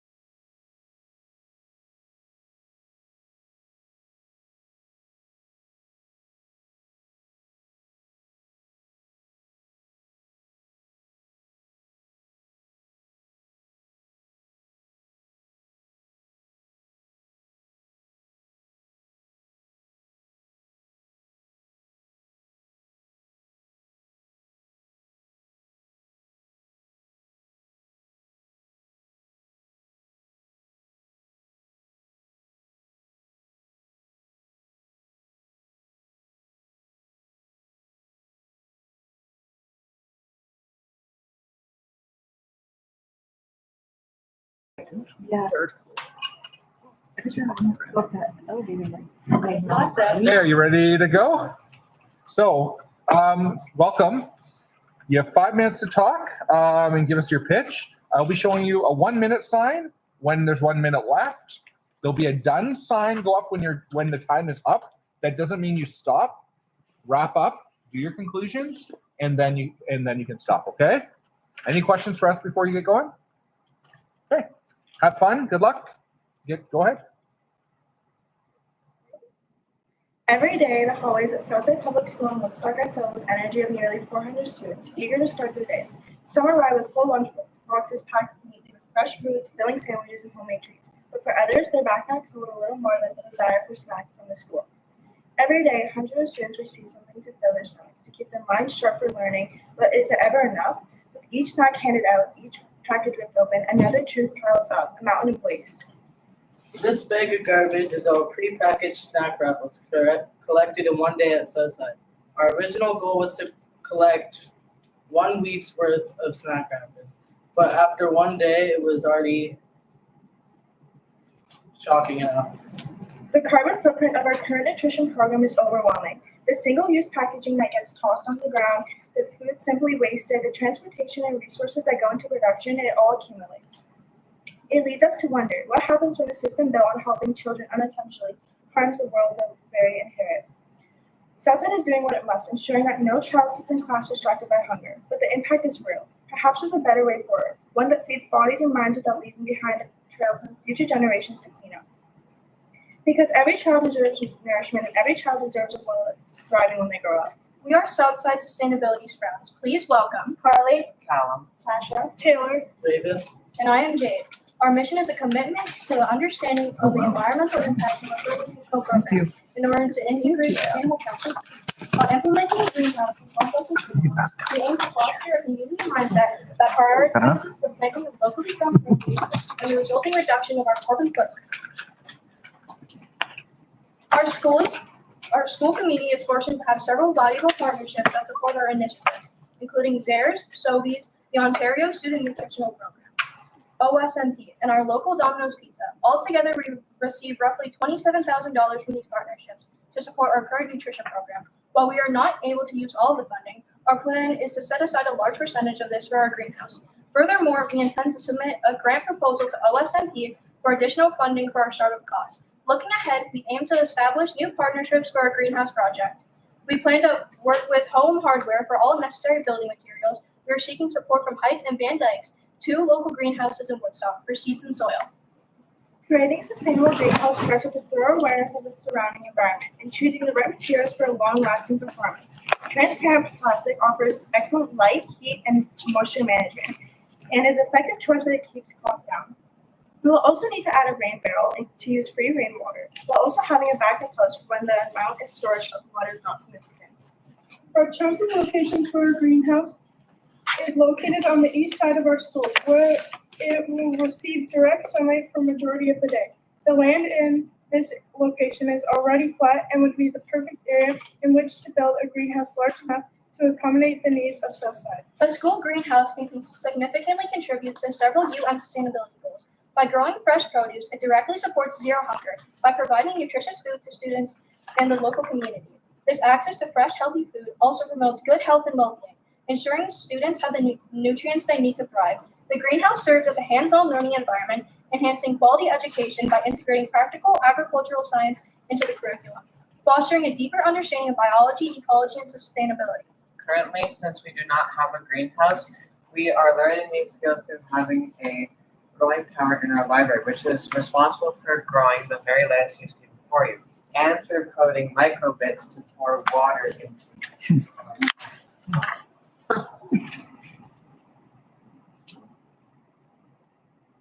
Additionally, a greenhouse can help reduce inequalities by offering equal learning opportunities for all students, regardless of their background, by potentially providing food security to underprivileged families. As Sasha discusses the reduction of Southside's carbon footprint, please see the carbon footprint analysis that has been handed out to you. This document shows our sources and examples of the math as well as building a community greenhouse can also significantly reduce our carbon footprint. Our pros express delivery alone results in about 51 kg of carbon emission each school year, as well as much of our current produce is imported from Mexico, which adds up to over 1,000 kg of carbon emission weekly.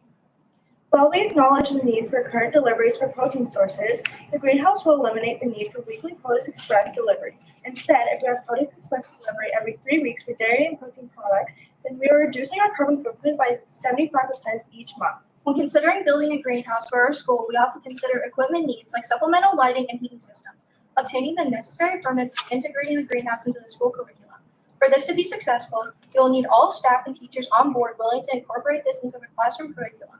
You will need an eco-club of students, as well as volunteers to manage crops and delivery of food to students. Implementing this project will require a great deal of additional resources and planning. If we can address these challenges in a creative way, it will help us create a successful and educational greenhouse project for the entire school community. Thank you for listening to our proposal. We are now ready for your questions. Awesome.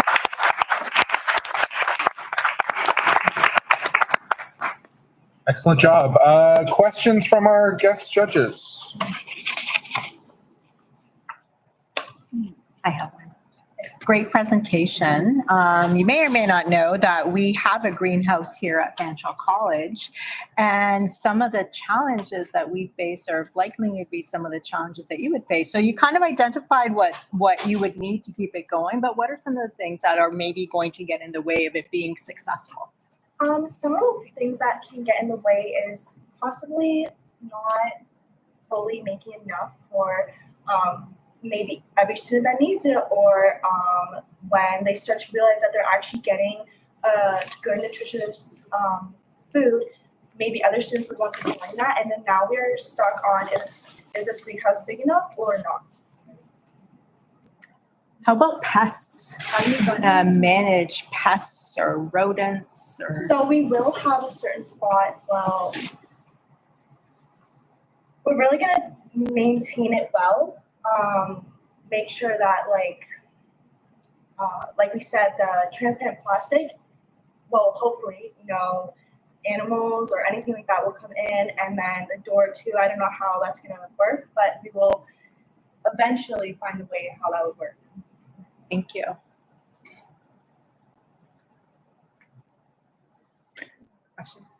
I find that students are like easy things that are easy to grab and that they can eat quickly, that they don't need utensils for.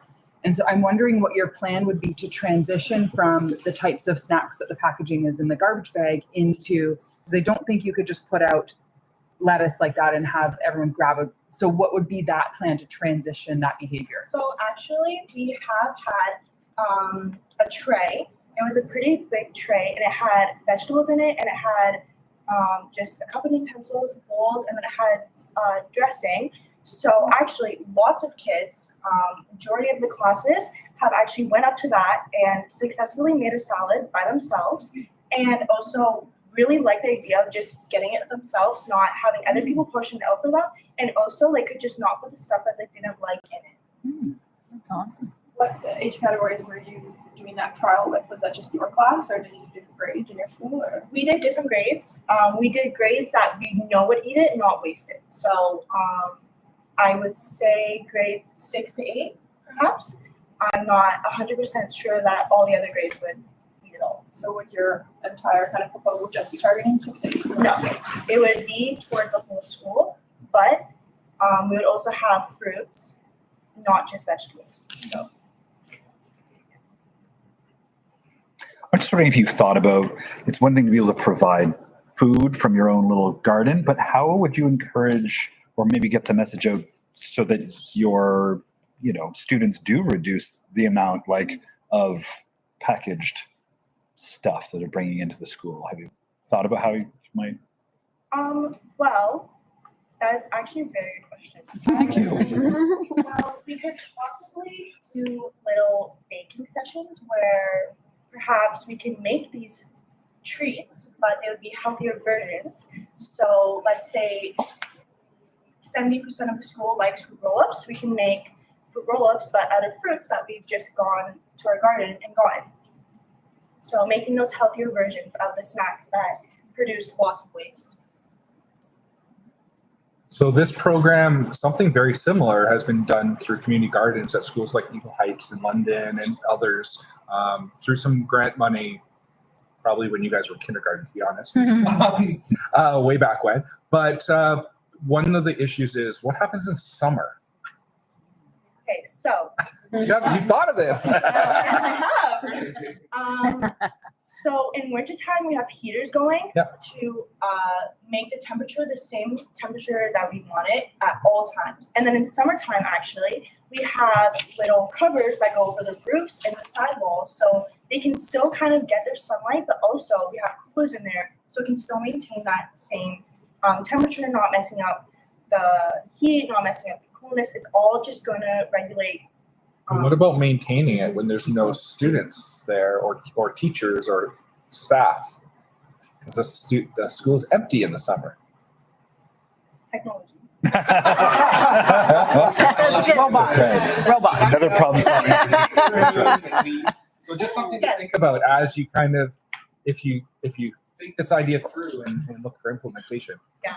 Well, we would have water sensors. So when, let's say, the moisture in the air is too dry, the water sensors will go off. Or when the soil is too dry, like we demonstrated, we have actually a reader in it, and it can measure, it can sense that the water is too dry or too moist. So it will not water if it's too moist, but if it's too dry, it will water. And maybe a suggestion, having been at Eagle Heights as the principal and knowing about this very large garden, one thing you may want to consider is having families sign up for days to come in and take care. So you have to do some training in advance and then have families come and take care. So we actually have talked about that. I know we got asked by a couple teachers during school time when, like, how can we make this like open, not just to our school, but open. So we were saying, like, on some days, like let's say 2 days during the week, we have after school little like volunteers that come, and then that's when they can learn and know about all the stuff that happens in the greenhouse. And then during that summertime, when they have that time with the children, because the children are at home, they can go there and actually maintain that and perhaps take that home with them.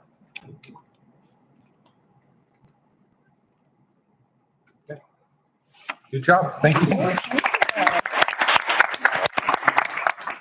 Okay, you're free to go.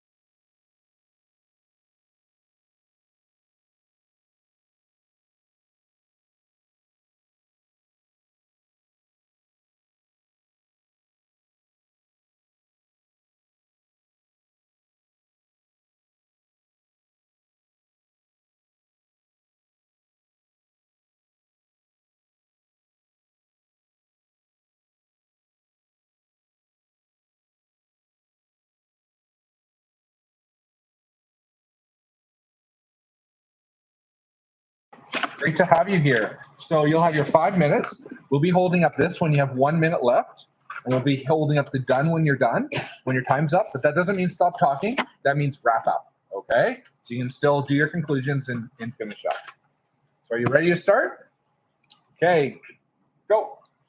Every day, thousands of footsteps echo through our school halls. But what if those steps weren't just movement, but energy? Greetings, judges. We're from the Wolford Junior Robotics Club, and we're here to pitch an innovative solution to one of the world's biggest challenges, and that is the overuse of unsustainable energy. Introducing our project, Green Steps for Schools. Thank you.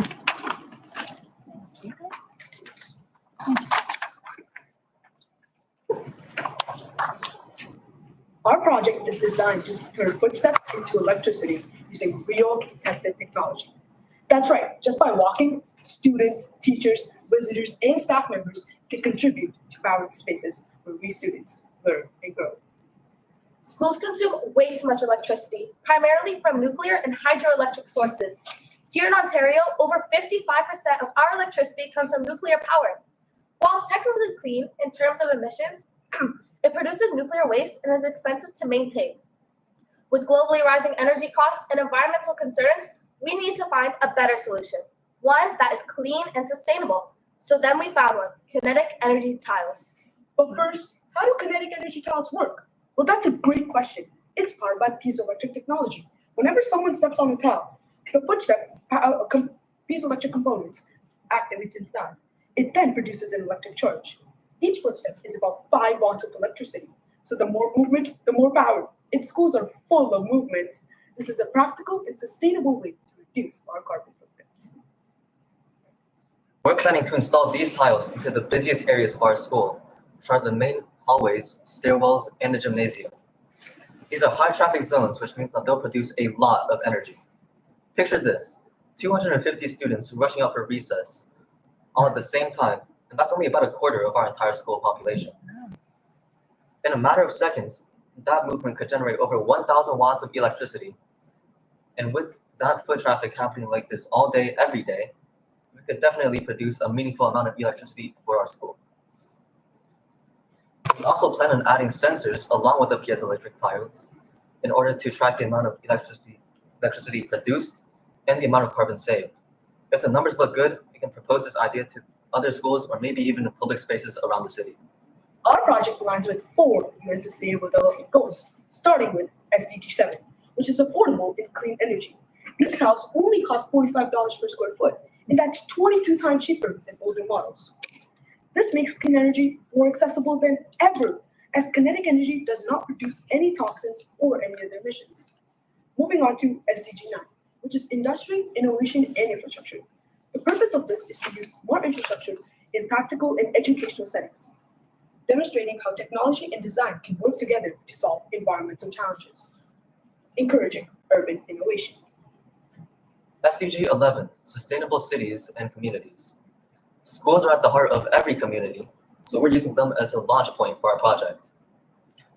Turning foot traffic into energy contributes to a more sustainable community, one step at a time, literally.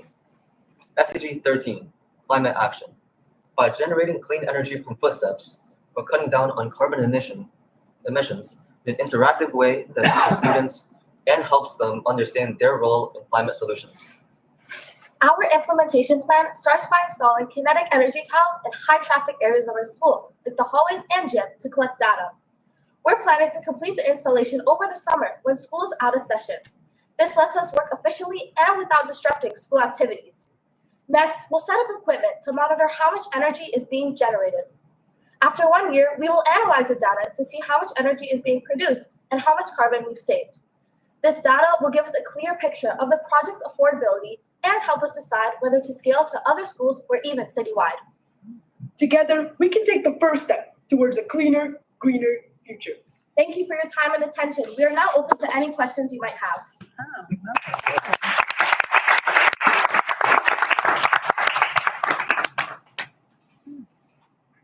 Okay, good job. I do have a question to start off. $45 per square foot. How many square feet are you hoping to tile? So this depends on where we're gonna implement it. So we have various places we can implement this. For example, the gymnasium, the main hallways, and even the stairwells. So let's say we're gonna have the stairwells. We're gonna have to collect how much area there is in the stairwells, moving on to calculating how much square foot it is, and then figure out our last price. Cool. Okay, guest judges, any questions? I think this is a great idea and it was a great presentation. I loved your energy. Yeah. This is inside your school. Are there any possibilities of it being outside? Like the entrance in or the sidewalks or? So as my fellow presenter said, we can take this around into public spaces, but this is only going to work in sidewalks. We can introduce this. Let's say we're going to a Tim Hortons. Maybe the main entrance of it, we can put it there. But this also depends on our budget and when we get our contractors deal with. Awesome, thank you. Have you thought about what partners you might have to bring in and how you're going to pay for this?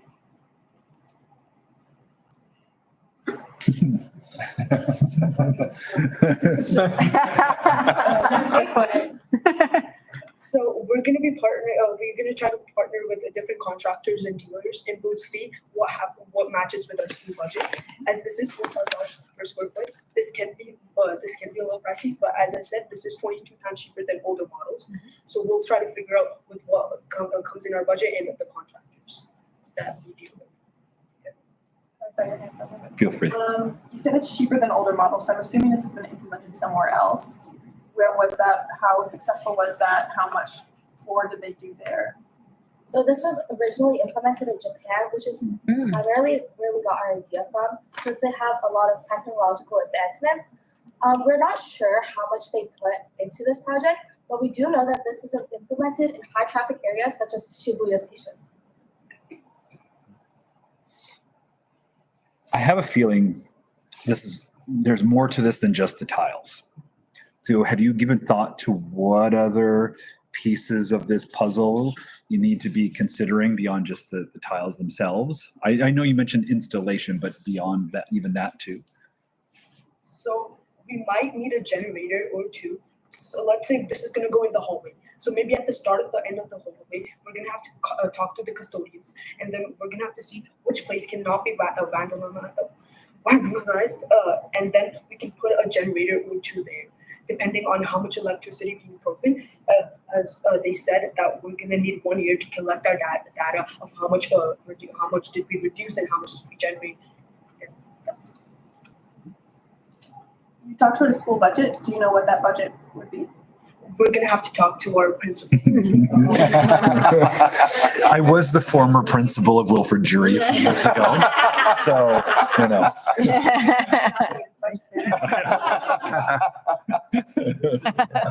I have another question. What's the life expectancy of the tiles? How frequently would you need to replace them? What happens when one breaks down and the other one that's, adjacent to it doesn't?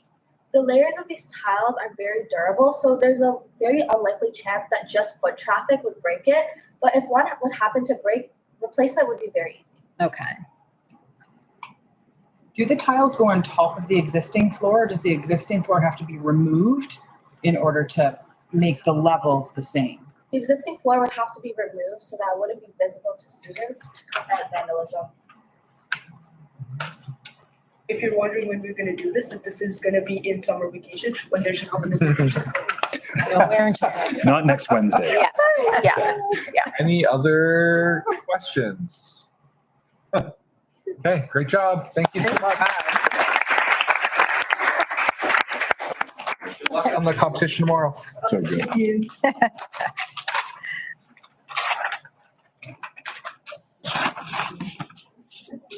Where's that kind of energy stored?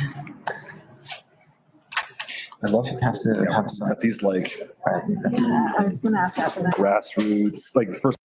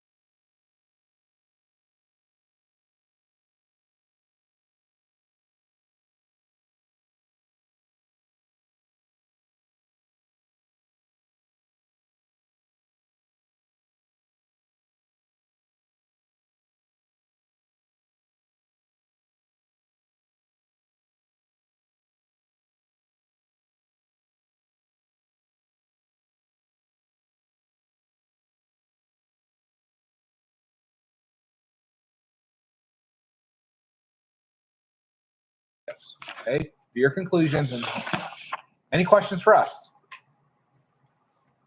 Okay, sorry, I've got one. Yeah, go for it. When it's done, is that, are there questions after when it's done? Yes, Okay. yes, we will still, these wonderful people in front of us will have questions for you. Are you ready? Yeah. Go. If kids are our future, why don't we make their future begin in better schools? So sustainable schools are our future. Our current concerns. The average school is producing 9.4 metric tons of carbon each year. If the TVDSB school board has 160 schools just in Ontario, then we are producing 1,504 metric tons of carbon every single year. In order to we need to bring down this total amount. So in order to do that, we need to make our schools more sustainable and more eco-friendly. Why sustainable buildings matter? Sustainable building solutions help reduce building carbon footprint and lower production costs, benefiting both the environment and the bottom line. By integrating natural elements of energy efficiency, it will overall improve the well-being of students. So don't we want the best for our students? A 2015 study of occupant performance in a green building versus a conventional building shows that the cognitive function of the participants significantly increased, and by 61%, and their information usage increased by 172%. That's just on the first day. On the second day, their cognitive functions increased by 101%, and their information usage increased by 299%. What is a LEED school? LEED stands for Leadership Environmental Energy Design. Some characteristics of this are energy efficiency, water conservation, sustainable materials like wood, indoor environmental quality needs to be good, and waste reduction. Is there LEED schools in Canada? Yes. Canada Green Building Councillor CABGC reported that Canada has 5,961 LEED certified projects as of February 2024. These projects include a variety of different building types. There are approximately 25 LEED certified schools and school buildings. An example is King Street Public School in New Brunswick. An example of a LEED certified project is the West 5 area. But what can schools do now? Of course, we can't just start tearing down schools and rebuilding them up. That just wouldn't work. So we all need to start taking actions. Students need to keep reusing, recycle, turning off lights, turning off things that keep producing carbon, and we need to keep walking, biking, or busing to school. But what about the school board? What can the school board do? Well, we can start putting in green roofs, energy efficient heating and cooling systems, solar panels, EV charging systems, rainwater collection systems, and better windows and isolations. Of course, that's going to cost a lot of money. Well, all of those things can qualify for federal funding. And you can also use sustainable materials and recycled materials like steel, wood, glass, hempcrete, cork, and bamboo. Thank you very much.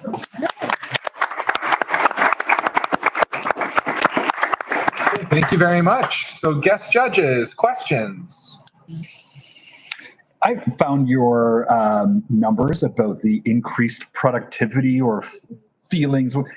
What do you think is it about LEED schools that is causing that to happen? Like, what is it that's giving people or students, these improved experiences?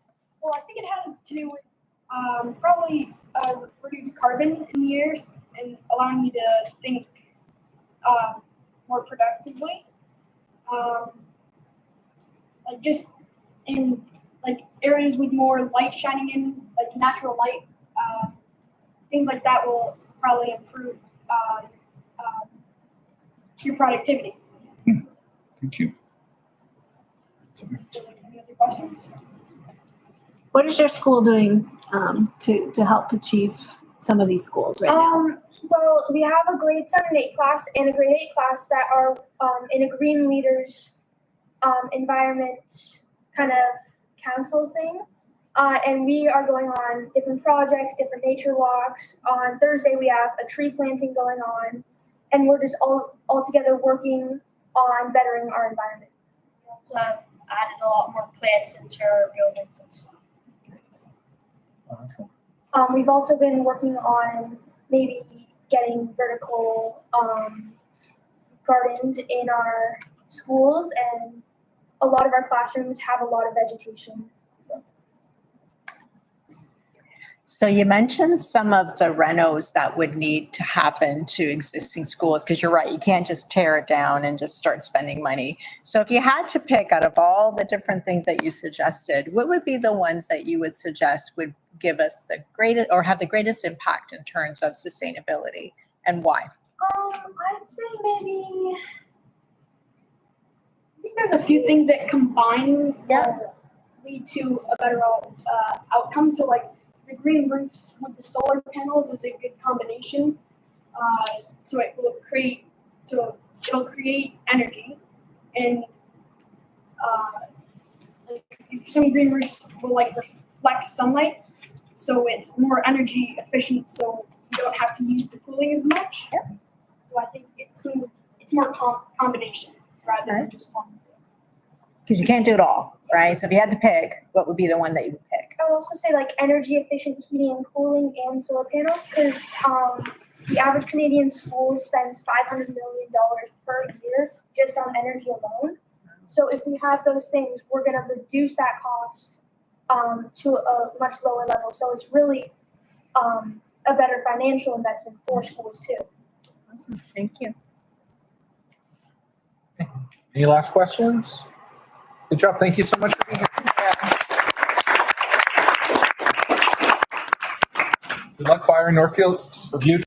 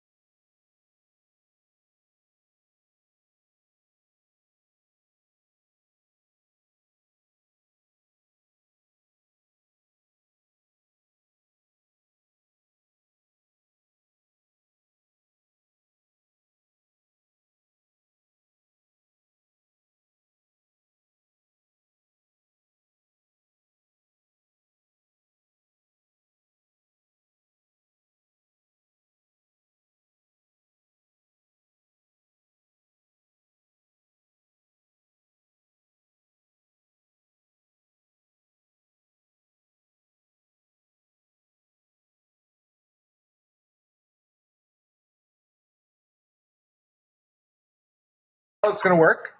You have 5 minutes to talk. When you have 1 minute left, they're gonna hold up this sign. When you're done, you're gonna hold up this sign. This does not mean stop talking. This means wrap up your idea and finish, okay? Alrighty. Any questions for us? No. Okay, you are good to go. Hello, judges, spectators, and special guests. We are the Innovation Valley team from Summers Corners Public School. We are very happy to be here today to present for you guys. And without further ado, let's get into it.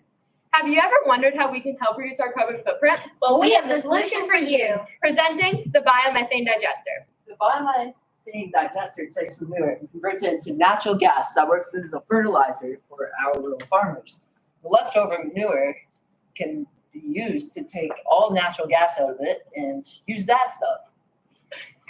Natural gas can be transformed into heat, electricity, or fuels. This makes it an 100% no-waste process. Sure, it can smell a little, but when you take into consideration how efficient it is, it's totally worth it. This said process can take anywhere from 30 to 80 days, depending on variables in play, including the type of organic matter that is put into the digester. We've worked extremely hard on creating a 3D model that you guys can pass around here for you guys today. This is a farm-sized variant of what the machine looks like. It's quite sizable in person, but on average, it's actually 80 feet by 150 feet. We currently have one biomethane digester in our area, and it is owned by Walker Dairy, who would like to install 2 more. Our plan is to have a biomethane digester for every 1,500 cows in Ontario to deal with their waste. Trucks will come to your farm and pick up the manure and bring it to the biomethane digester closest to your operation. The trucking is environmentally friendly because the biomethane digester produces fuel that goes back into the industry. The trucks will then come back to your farm and drop off your remaining manure. Digestate the remaining manure from the biomethane digester is generally considered better than regular. And we brought in liquid digestate and the dry digestate so you can see the difference. As you can see, the liquid digestate still has the bacteria eating down the organic matter, which is filling up the balloons slowly and shaping the lid on the jar. Biomethane digesters can range from $400,000 to $3 million depending on size. There are many United Nations Sustainable Development Goals that this thing can tackle. The first goal being Goal 13, climate action. Climate action is something that needs to be dealt with before it's too late. It's pretty much the theme of Innovation Valley this year. Here we'll be showing you how we countered it. The biomethane digester can collect carbon and methane emissions, and it does this by sucking up all the gases that rises and converts it into natural gas. There are little bacteria in the digestate that are called methanogens that break down the manure even further, converting it into gases. All these gases that have been emitted can be used as natural gas, and we're pretty sure we don't need to give an introduction to it. The leftover manure can be used as fertilizer, which can help crops grow better and absorb more gas from the ground and atmosphere. The second goal we decided to focus on is goal number 7, affordable and clean energy. Affordable and clean energy is a key factor towards the development of agriculture, businesses, communities, education, healthcare, and transportation. Our Elmer community is working towards sustainable energy targets, but with the rate of progress we're moving at, it'll be difficult to achieve. By using the biomethane digester to capture methane, turning it into renewable energy sources, reducing fossil fuel and decreasing greenhouse gases. The Canadian government is dedicated to reaching net zero emissions by 2050 and net zero electricity grid by 2035. Other goals this would benefit are goals number 9, industry, innovation, and infrastructure, number 11, sustainable cities and communities, and number 2, zero hunger. Goal 9 provides a solution to solve many issues at once. The only downside, it's very costly, however, it's very innovative. For goal number 11, this creates an efficient method to extract and dispose of gaseous waste, thus creating a 100% sustainable cycle. Goal number 2, the digestate is very nutritious and an excellent fertilizer for soil, which means better crops to feed people and animals.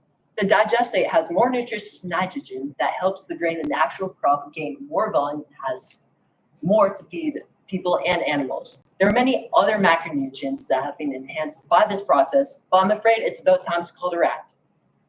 To hammer these points home, the biomethane digester is an excellent producer of clean energy and 100% sustainable. It will also help us capture and utilize toxins that would be released into our atmosphere either way. Thank you, judges, for your time. We are now opening the floor to questions.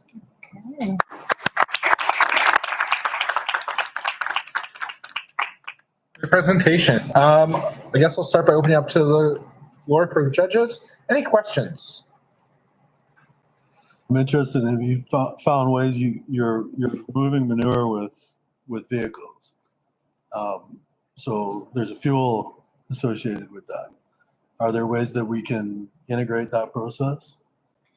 Yeah, so actually we went on a field trip to Greenholm Farms just north of Embro, as you can see in the picture, and that's where we got the digestate and sampled it from. And the vehicles that they use on the farm had a stock diesel engine within them and are very easily modified to accommodate about 60% purity natural gas that is produced by their own biomethane digester. So this means that the average truck that could drive this manure around could use the natural gas that it's transporting. Additionally, with this excess natural gas that is pumped into the industry and the distribution system, that also counteracts the emissions of the diesel engine. Great. Great presentation, guys. Really love it. And I love the fact that you mentioned the digester that's already in place near you guys. That's really cool. Now, thinking about the cost of these things, you mentioned they range from like $400,000 to $3 million. That's a pretty large barrier for anybody to get over. I'm wondering if you thought about potential partnerships or collaborations that whether it be farmers or other community partners might engage in to make that less of a barrier. Well, our idea is to combine many small farms who don't really have the resources to be able to get one for just their farm and have it so then we can combine multiple different farms for getting a biomethane digester. Great. Yeah, great idea. Go ahead. It's okay, you can go ahead. I was just going to say, you mentioned that you went on one field trip. I'm just wondering if there were any other community partners or any other farmers that you spoke to in your research. We did do different practice pitches, but we only really talked to the field trip that we did go on to Greenholm Farms. That was the main person that we supported us. Originally, our plan was to go on a field trip to Walker's to see their biomethane digester, but their biomethane digester is under construction right now, so we weren't able to go there. So we ended up going to Stockholm. Awesome. Greenholm, sorry. Which was a little farther than just north. wanted to go. Yeah, I mean, we still got this so yeah. Definitely a cool experience. Great presentation. I'm interested in how stinky it would really get, but I don't know how you measure that. I know. I'm glad they're on that. Good answer. I don't really even want them anywhere near me. Like your average manure, and now imagine like 100 times. Okay. Like, Okay. It's gonna be like in your in between your nose and your mouth, so you can smell it and taste it at the same time.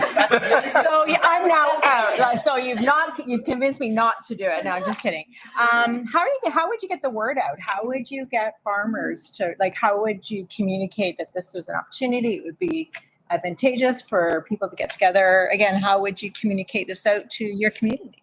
I believe that you could use social media and many government, posters, I guess you could call them.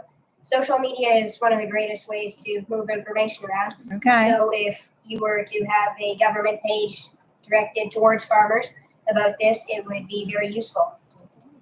Thank you. Any other questions? Great job. Thank you so much. Great job. Good luck for tomorrow. Thank you. Thank you. Don't drop one of those. Smell it now. You lost me when you said stinky. It was really bad. I went back to a farm that had cabin on it, and I like breathed in, and I was like, oh. It felt like the best In our school library, they opened dry digestate. It smelled so bad. Yeah, I'm not selling it. The only thing they weren't supposed to talk about. Yeah. That's the first thing I picked up. They also had a lighter. I suggested that they light the balloons on fire. Oh. They get a 5 out of 5 on it. Oh my They goodness. didn't do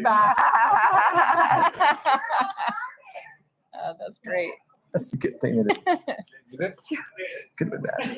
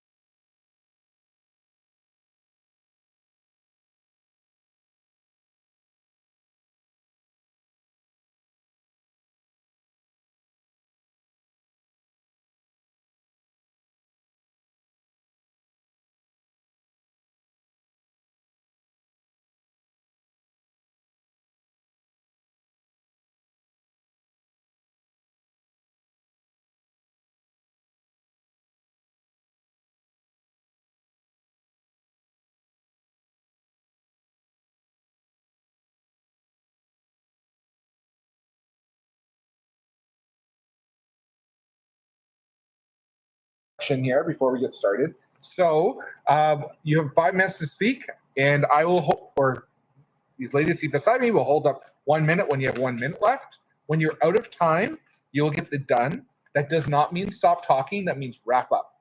Okay. So say your conclusions, and then you're done after that. Okay.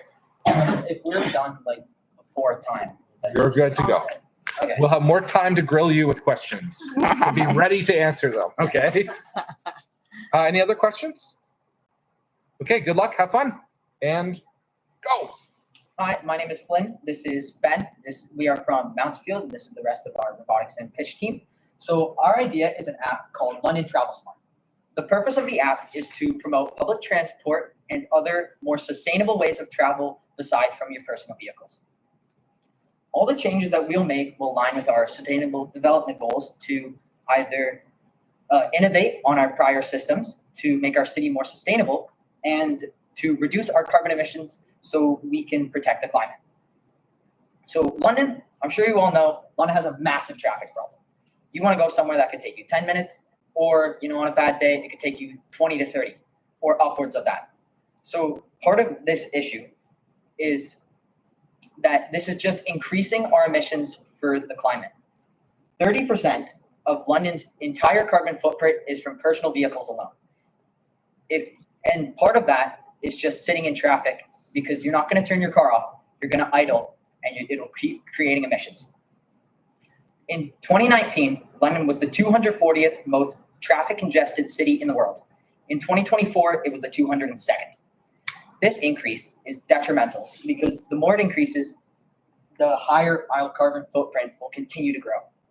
Our goal is to reduce that by half. Our app will allow you to purchase tickets online instead of at the buses or at shops. And one of the benefits of using buses as opposed to private vehicles is that when more people are on a bus, it doesn't increase the carbon footprint. It stays the same because they're doing the same routes, the same hours, the same days. So if more people ride the bus, the roads will be clearer and the buses will be faster. And also the carbon footprint of the city will go down. And fun fact, the average person in London rides the bus about 42 times a year. That's a little less than once a week. And the reason that it's so low is, well, there are three. One of them is that it's unpredictable. So you don't know where the buses are, what the routes are, and stuff like that. So unless you're willing to memorize all the stops, all the routes, and all the times, it's very difficult to get around with buses. Second reason is there's a long wait. So if you want to have a bus get to your stop, it's a long wait for that. And then once you're on the bus, it has to make detours instead of just going directly to your stop. So, and then the last reason is that buses are kind of crowded and people don't really want to ride on crowded vehicles. So our app combats that by showing you the best route to get from where you are to where you need to be.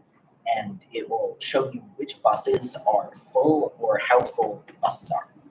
Yeah, so our app doesn't just simplify the public transit system. We also have rewards points. This is to incentivize people to actually get the app, or else it's just a glorified Google Maps. So our rewards points you can get by buying bus tickets or getting a bus pass. We also have our eco-friendly challenges to that they once completed, they will give you a set amount of points. And our challenges could be ride the bus 10 times or bike 10 kilometers because we're branching into all forms of transport that are more sustainable in London than just your own car. Another, once we expand upon it, would be like a lights off day or to indulge in more eco-friendly parts with your community. So in London, there are over 350 kilometers of bike paths and bike lanes that what I've seen, I love biking, are mostly unused. So we can fix this problem by part of the app by advertising it and incentivizing you to bike, to use less of your own vehicle and use the transit. Also, on every bus in London, all 222 of them, there are bike stands on the front and back. So you bike to your bus stop, and you put it on there, you go, then you say bike to work from that other stop. So over time, all these small changes that we make will add up to massive growth in our sustainableness in our community and eventually a net zero city. We would love for you to scan these QR codes to our app. It is just in its beta testing, but we'd encourage you to follow the instructions once you get to the QR code and learn more about it.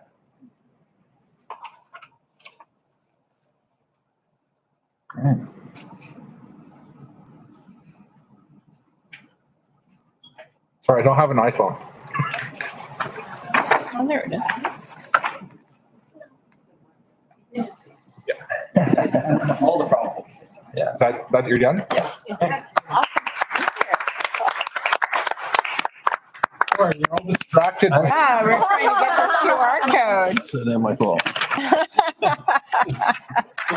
Before we get to questions, did you guys start developing this? Yeah, actually, Ben K did.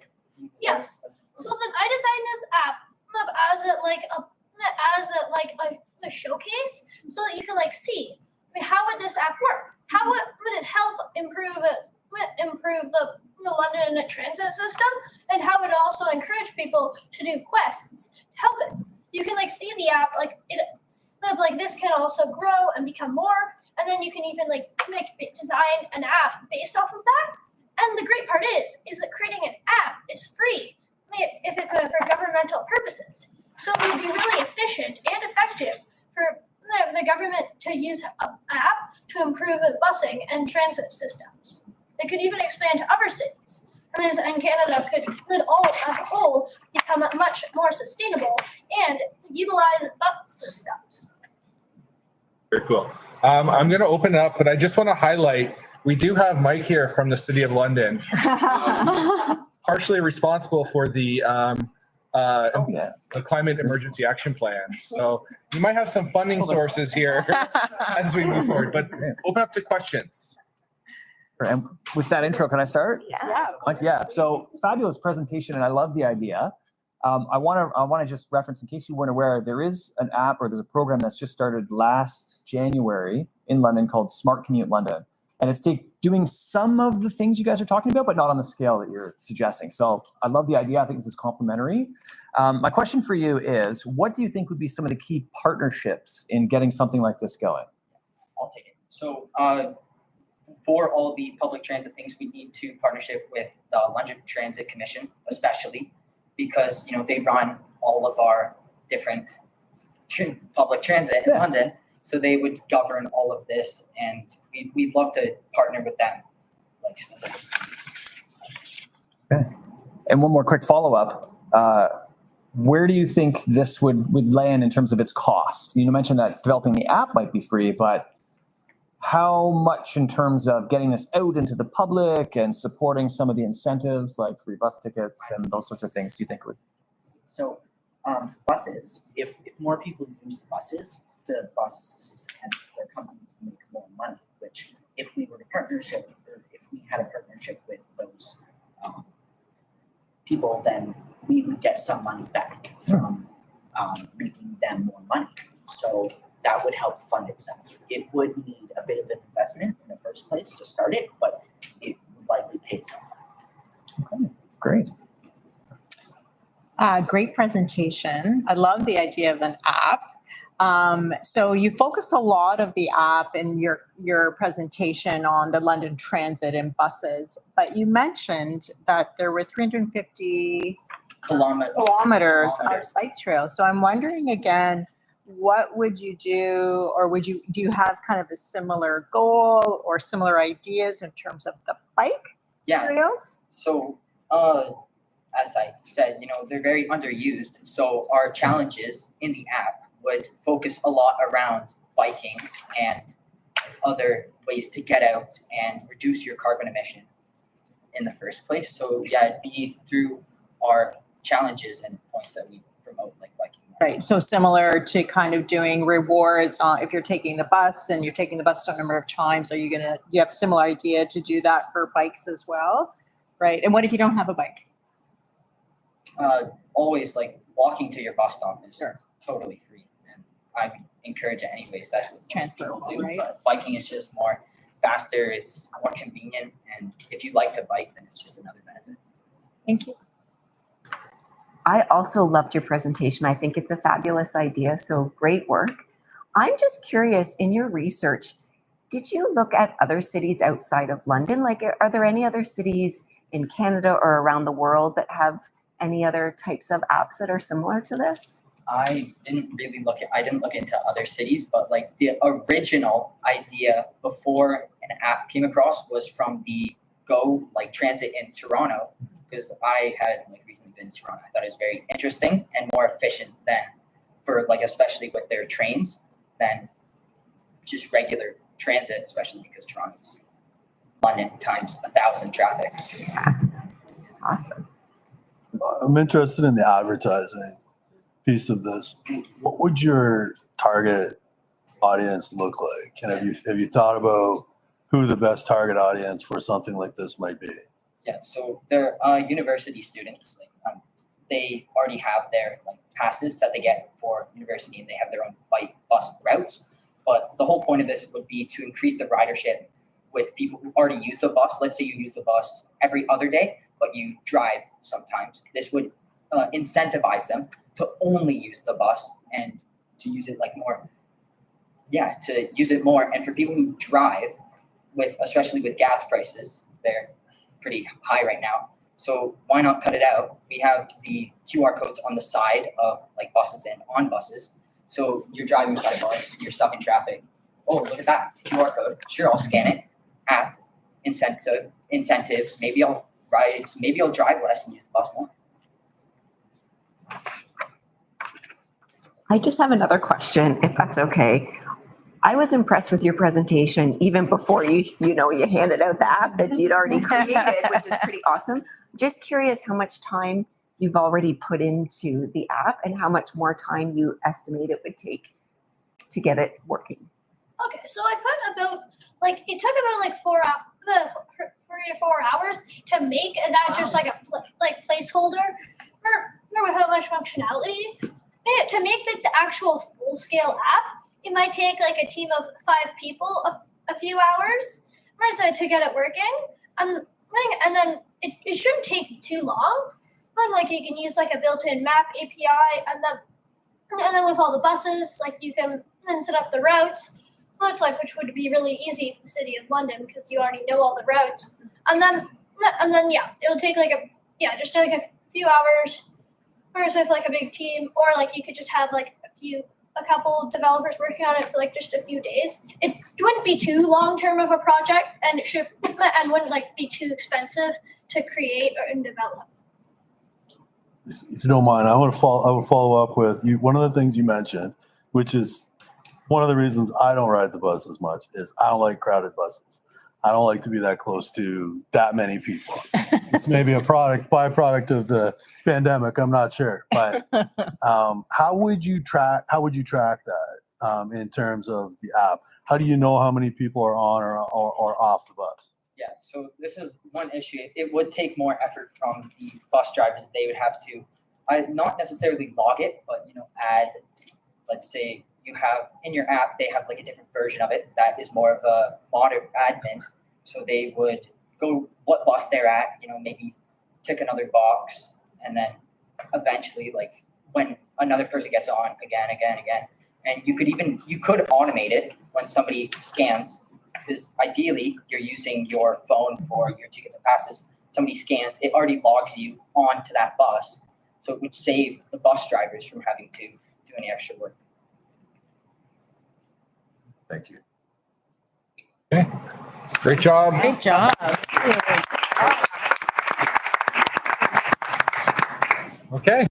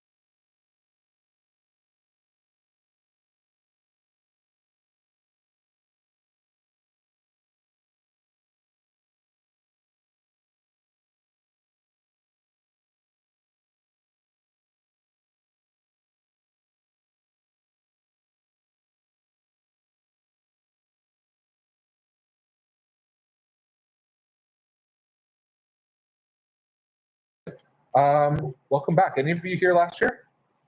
Yeah? Well, nice to see you again and look forward to seeing your presentation. What we'll do is you'll have 5 minutes. At the 1 minute mark left, we'll hold up this sign. When you're done, we will hold up this sign. And it doesn't mean stop talking, it means wrap up. Okay, so go to your conclusions and finish your presentation. Okay? If you want to rearrange the furniture anyway, so you don't have to hold it, you can do that, or if you're happy holding it, go for it. Are you ready? Okay, go. This is our resolution for carbon footprint. I'm Arush. I'm Sulaiman. I'm Akeem. I'm David. I'm Lucas. I'm Dorian. I'm Hania. I'm Sahed. The main problem, we are working on minimizing our carbon footprints. We have to understand the significance of greenhouse gases, waste consumption, transportation, and overall climate change. There are many perspectives that look into household carbon footprints, such as water usage, recycling materials, garbage materials, wasted food, and outside of home, non-hybrid cars, public transportations, and more. Factories and other industries have a massive part in climate change, polluting carbon dioxide, methane, and other greenhouse gases into the atmosphere.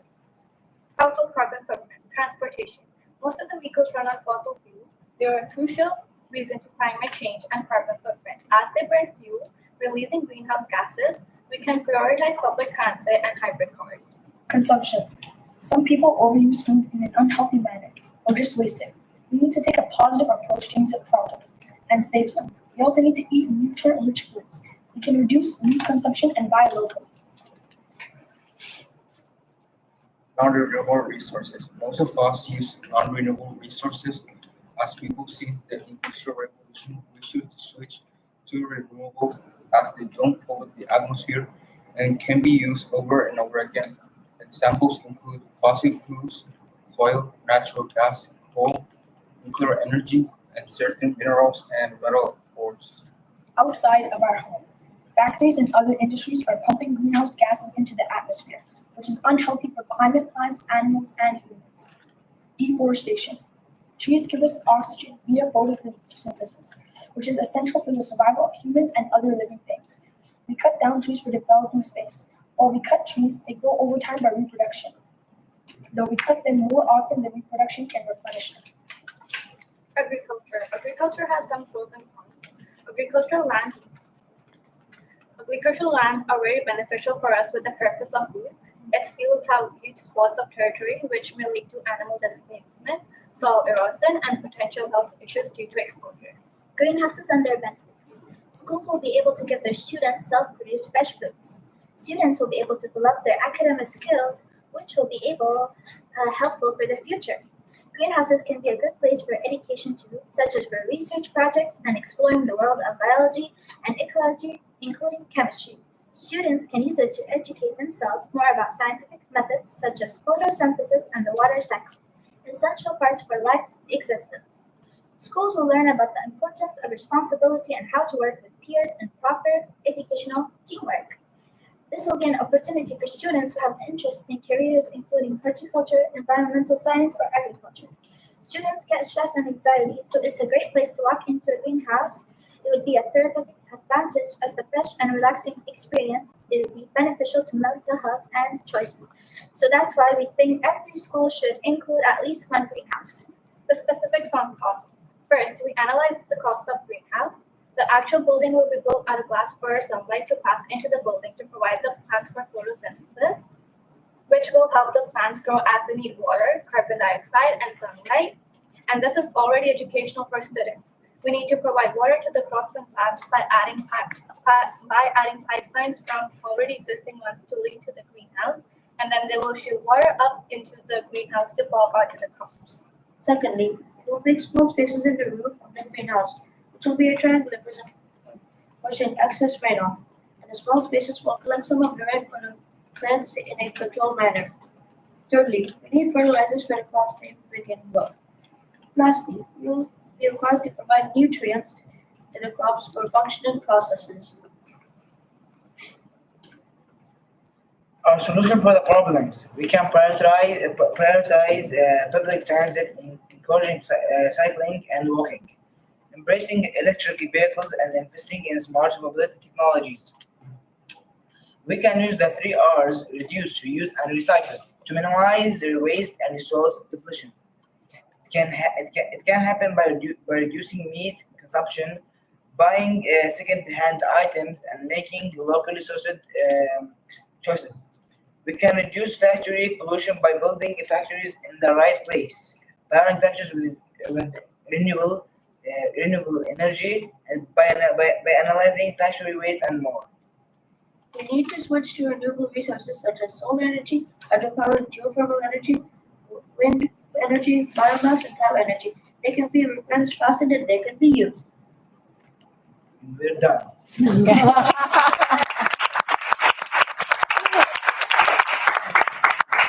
Hey, thank you so much for your presentation. Questions from the audience? From our judges? Sure. I've got a quick question. So you guys mentioned a lot of really, really good ideas on what we can do as a society to reduce our greenhouse gas emissions. I'm wondering which ones you think are the easiest for people to accept and to take on and have part of their lives. I think I have an answer. Now for the another wind, solar panel energy. This is kind of you need to have more money and some technology stuff. But for the public, we think the waste thing is very important point, because people can without throwing some things in the wrong place, they can use the recycle waste. Great answer. I would agree. I was hoping somebody would say food waste specifically too, because I think the data in London, there was something like $800 or $900 worth of food gets wasted in every household throughout the city in a single year. So if that's one thing that we could all do, it'd be a huge difference maker. Yeah. Great job, guys. Yeah, thanks. Because I represent the school board here, I'm wondering, as a partner, which of the suggestions that you have do you think the school board right now is doing a good job, or what might be a next step for us as a board in investing in some of your ideas in the schools? We could bring in resources from other places and the fertilizers, and then learn how to produce them out now. And then the size of the greenhouse can vary a lot for acceptable choices of the school. Especially the pipelines, we may be able to divert them to the greenhouse. And probably the easiest one is to make small spaces in the roof for the rain to come in and pour water out. Yes.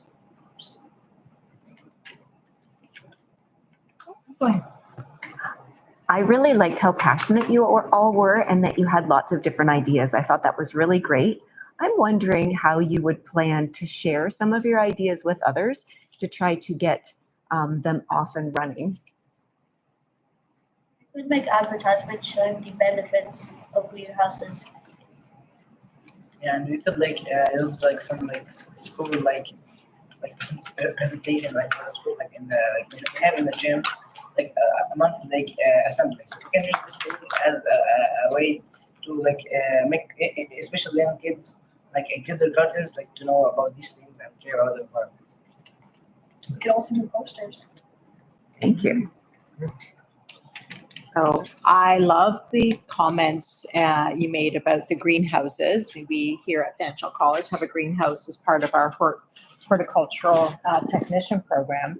And I'm wondering if you can, or have you given a lot of thought or any thought to what would you grow in the greenhouse and who would benefit from all of the things that you're growing in the greenhouse? How? Yeah. Maybe fruits, vegetables, because our snack bin, we could also get an actual food from our greenhouse in our snack bin. So who would benefit from what you grow in the greenhouse? Are you thinking it would be students, families? Right. Maybe only big snacks. So your students. Yeah. Yeah. Thank you so much. Excellent work. You are free, and good luck tomorrow on the robotics competition. Thank you. Thank you.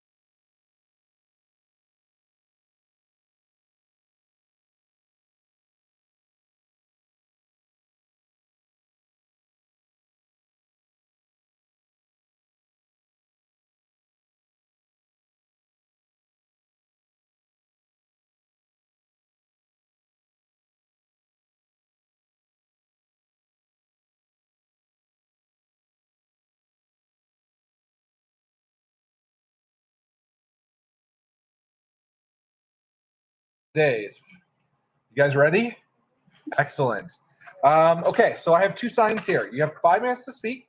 When there's 1 minute left, my friends beside me are gonna hold up the sign the right way, saying 1 minute. Okay, and we give 1 minute left. And then when time is up, the done sign is gonna go up, but that doesn't mean to stop talking.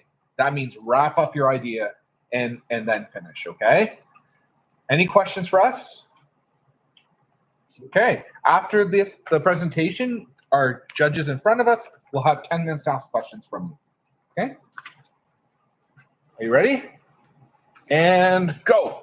Good afternoon. My name is Dania. My name is Violet. My name is Aaron. And we're here to present a solution that addresses two serious environmental issues: the invasion of Fragmites and the urgent need for carbon reduction.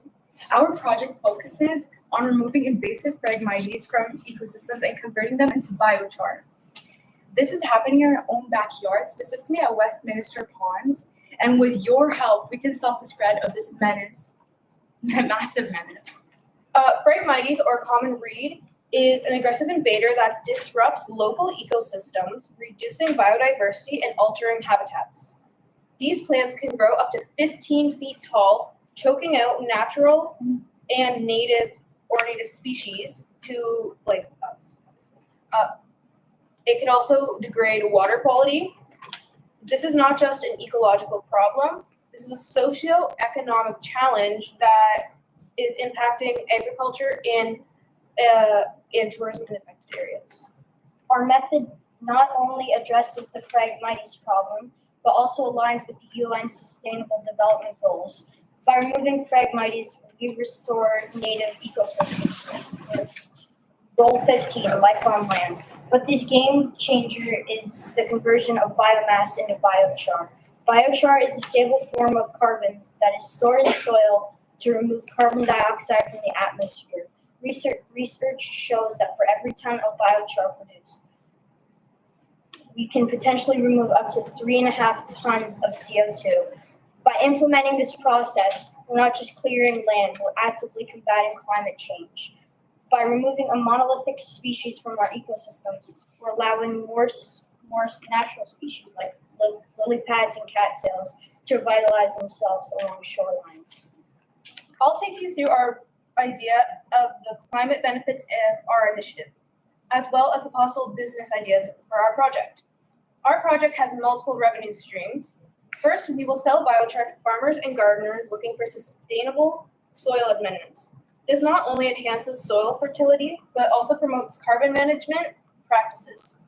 Second, we can partner with local government NGOs to secure funding for restoration projects, tapping into grants aimed at biodiversity and climate resilience. Our operations will create local jobs aligning with Goal 8, decent work and environmental growth.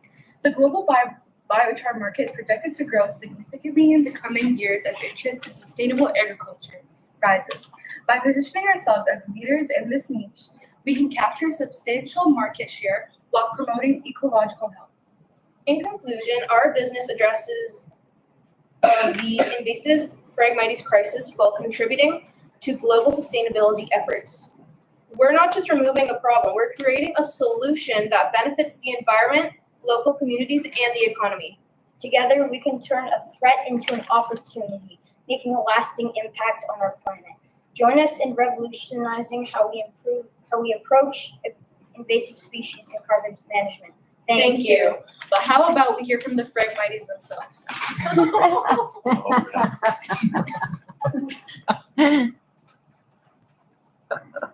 Are these the Fragmites? Yeah! It's Reed with a red no cap. Name is Fragmites and the boss of the trap. Came through creeping out, ruling the map. Wetlands whisper when they hear my rap.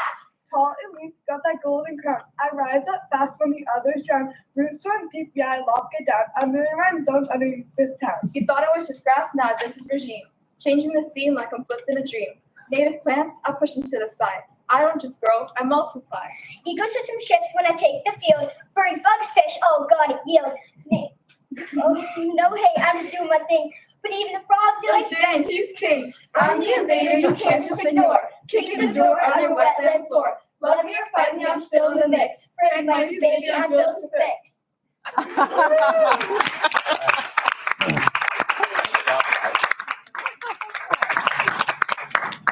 There you go. Okay, I don't know where to start. I just want to say, great rock, because I actually didn't know what a Fragmite was. I wanted to kind of look up my phone and like look it up so I would sound like I knew what I was talking about. But thank you for letting me know what they are. That was great. If you don't mind, I have a lot of questions. So I live in a wetland and I deal with Fragmites regularly, and it is a massive problem.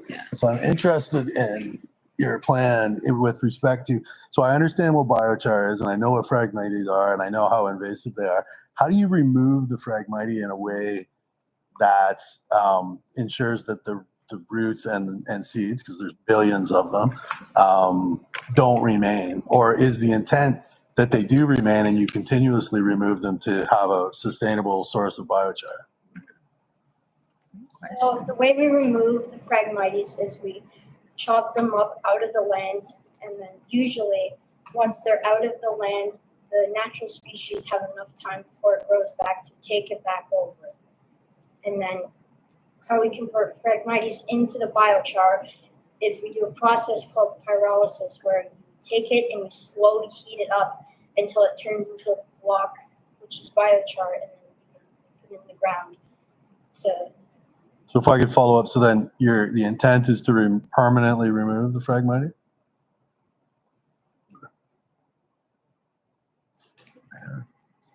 Well, if your business idea doesn't take off, I'll come to your concert. I love your idea. I thought that it was really creative. I loved your presentation. I'm wondering if you looked at the cost associated with this at all. So we didn't really look at the cost at all, but we're sure it wouldn't take as much because we're just reproducing Fragmites.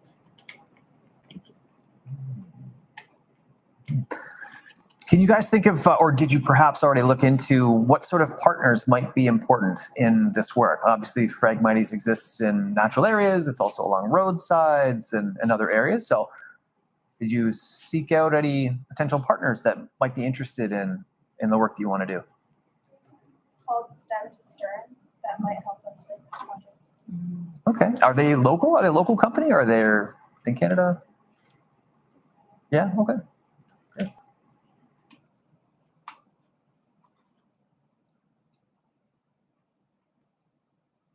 Just curious, have you seen Fragmites? Did you go and look at them? I have seen videos. Yeah. Yes. I didn't know what they were. Now I know what they are. Yeah. They're everywhere. They're everywhere. Yeah. They are everywhere. I've actually talked to a marine biologist called Erin, and she's helped us a lot with our research on Fragmites. Oh, excellent. Got more information from her than Google, so.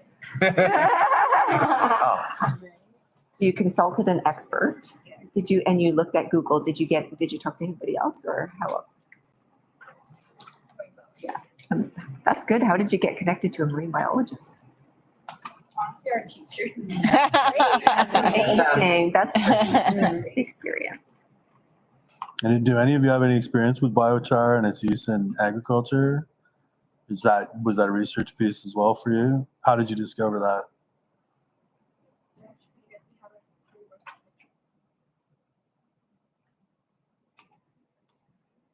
Okay, so thank you so much.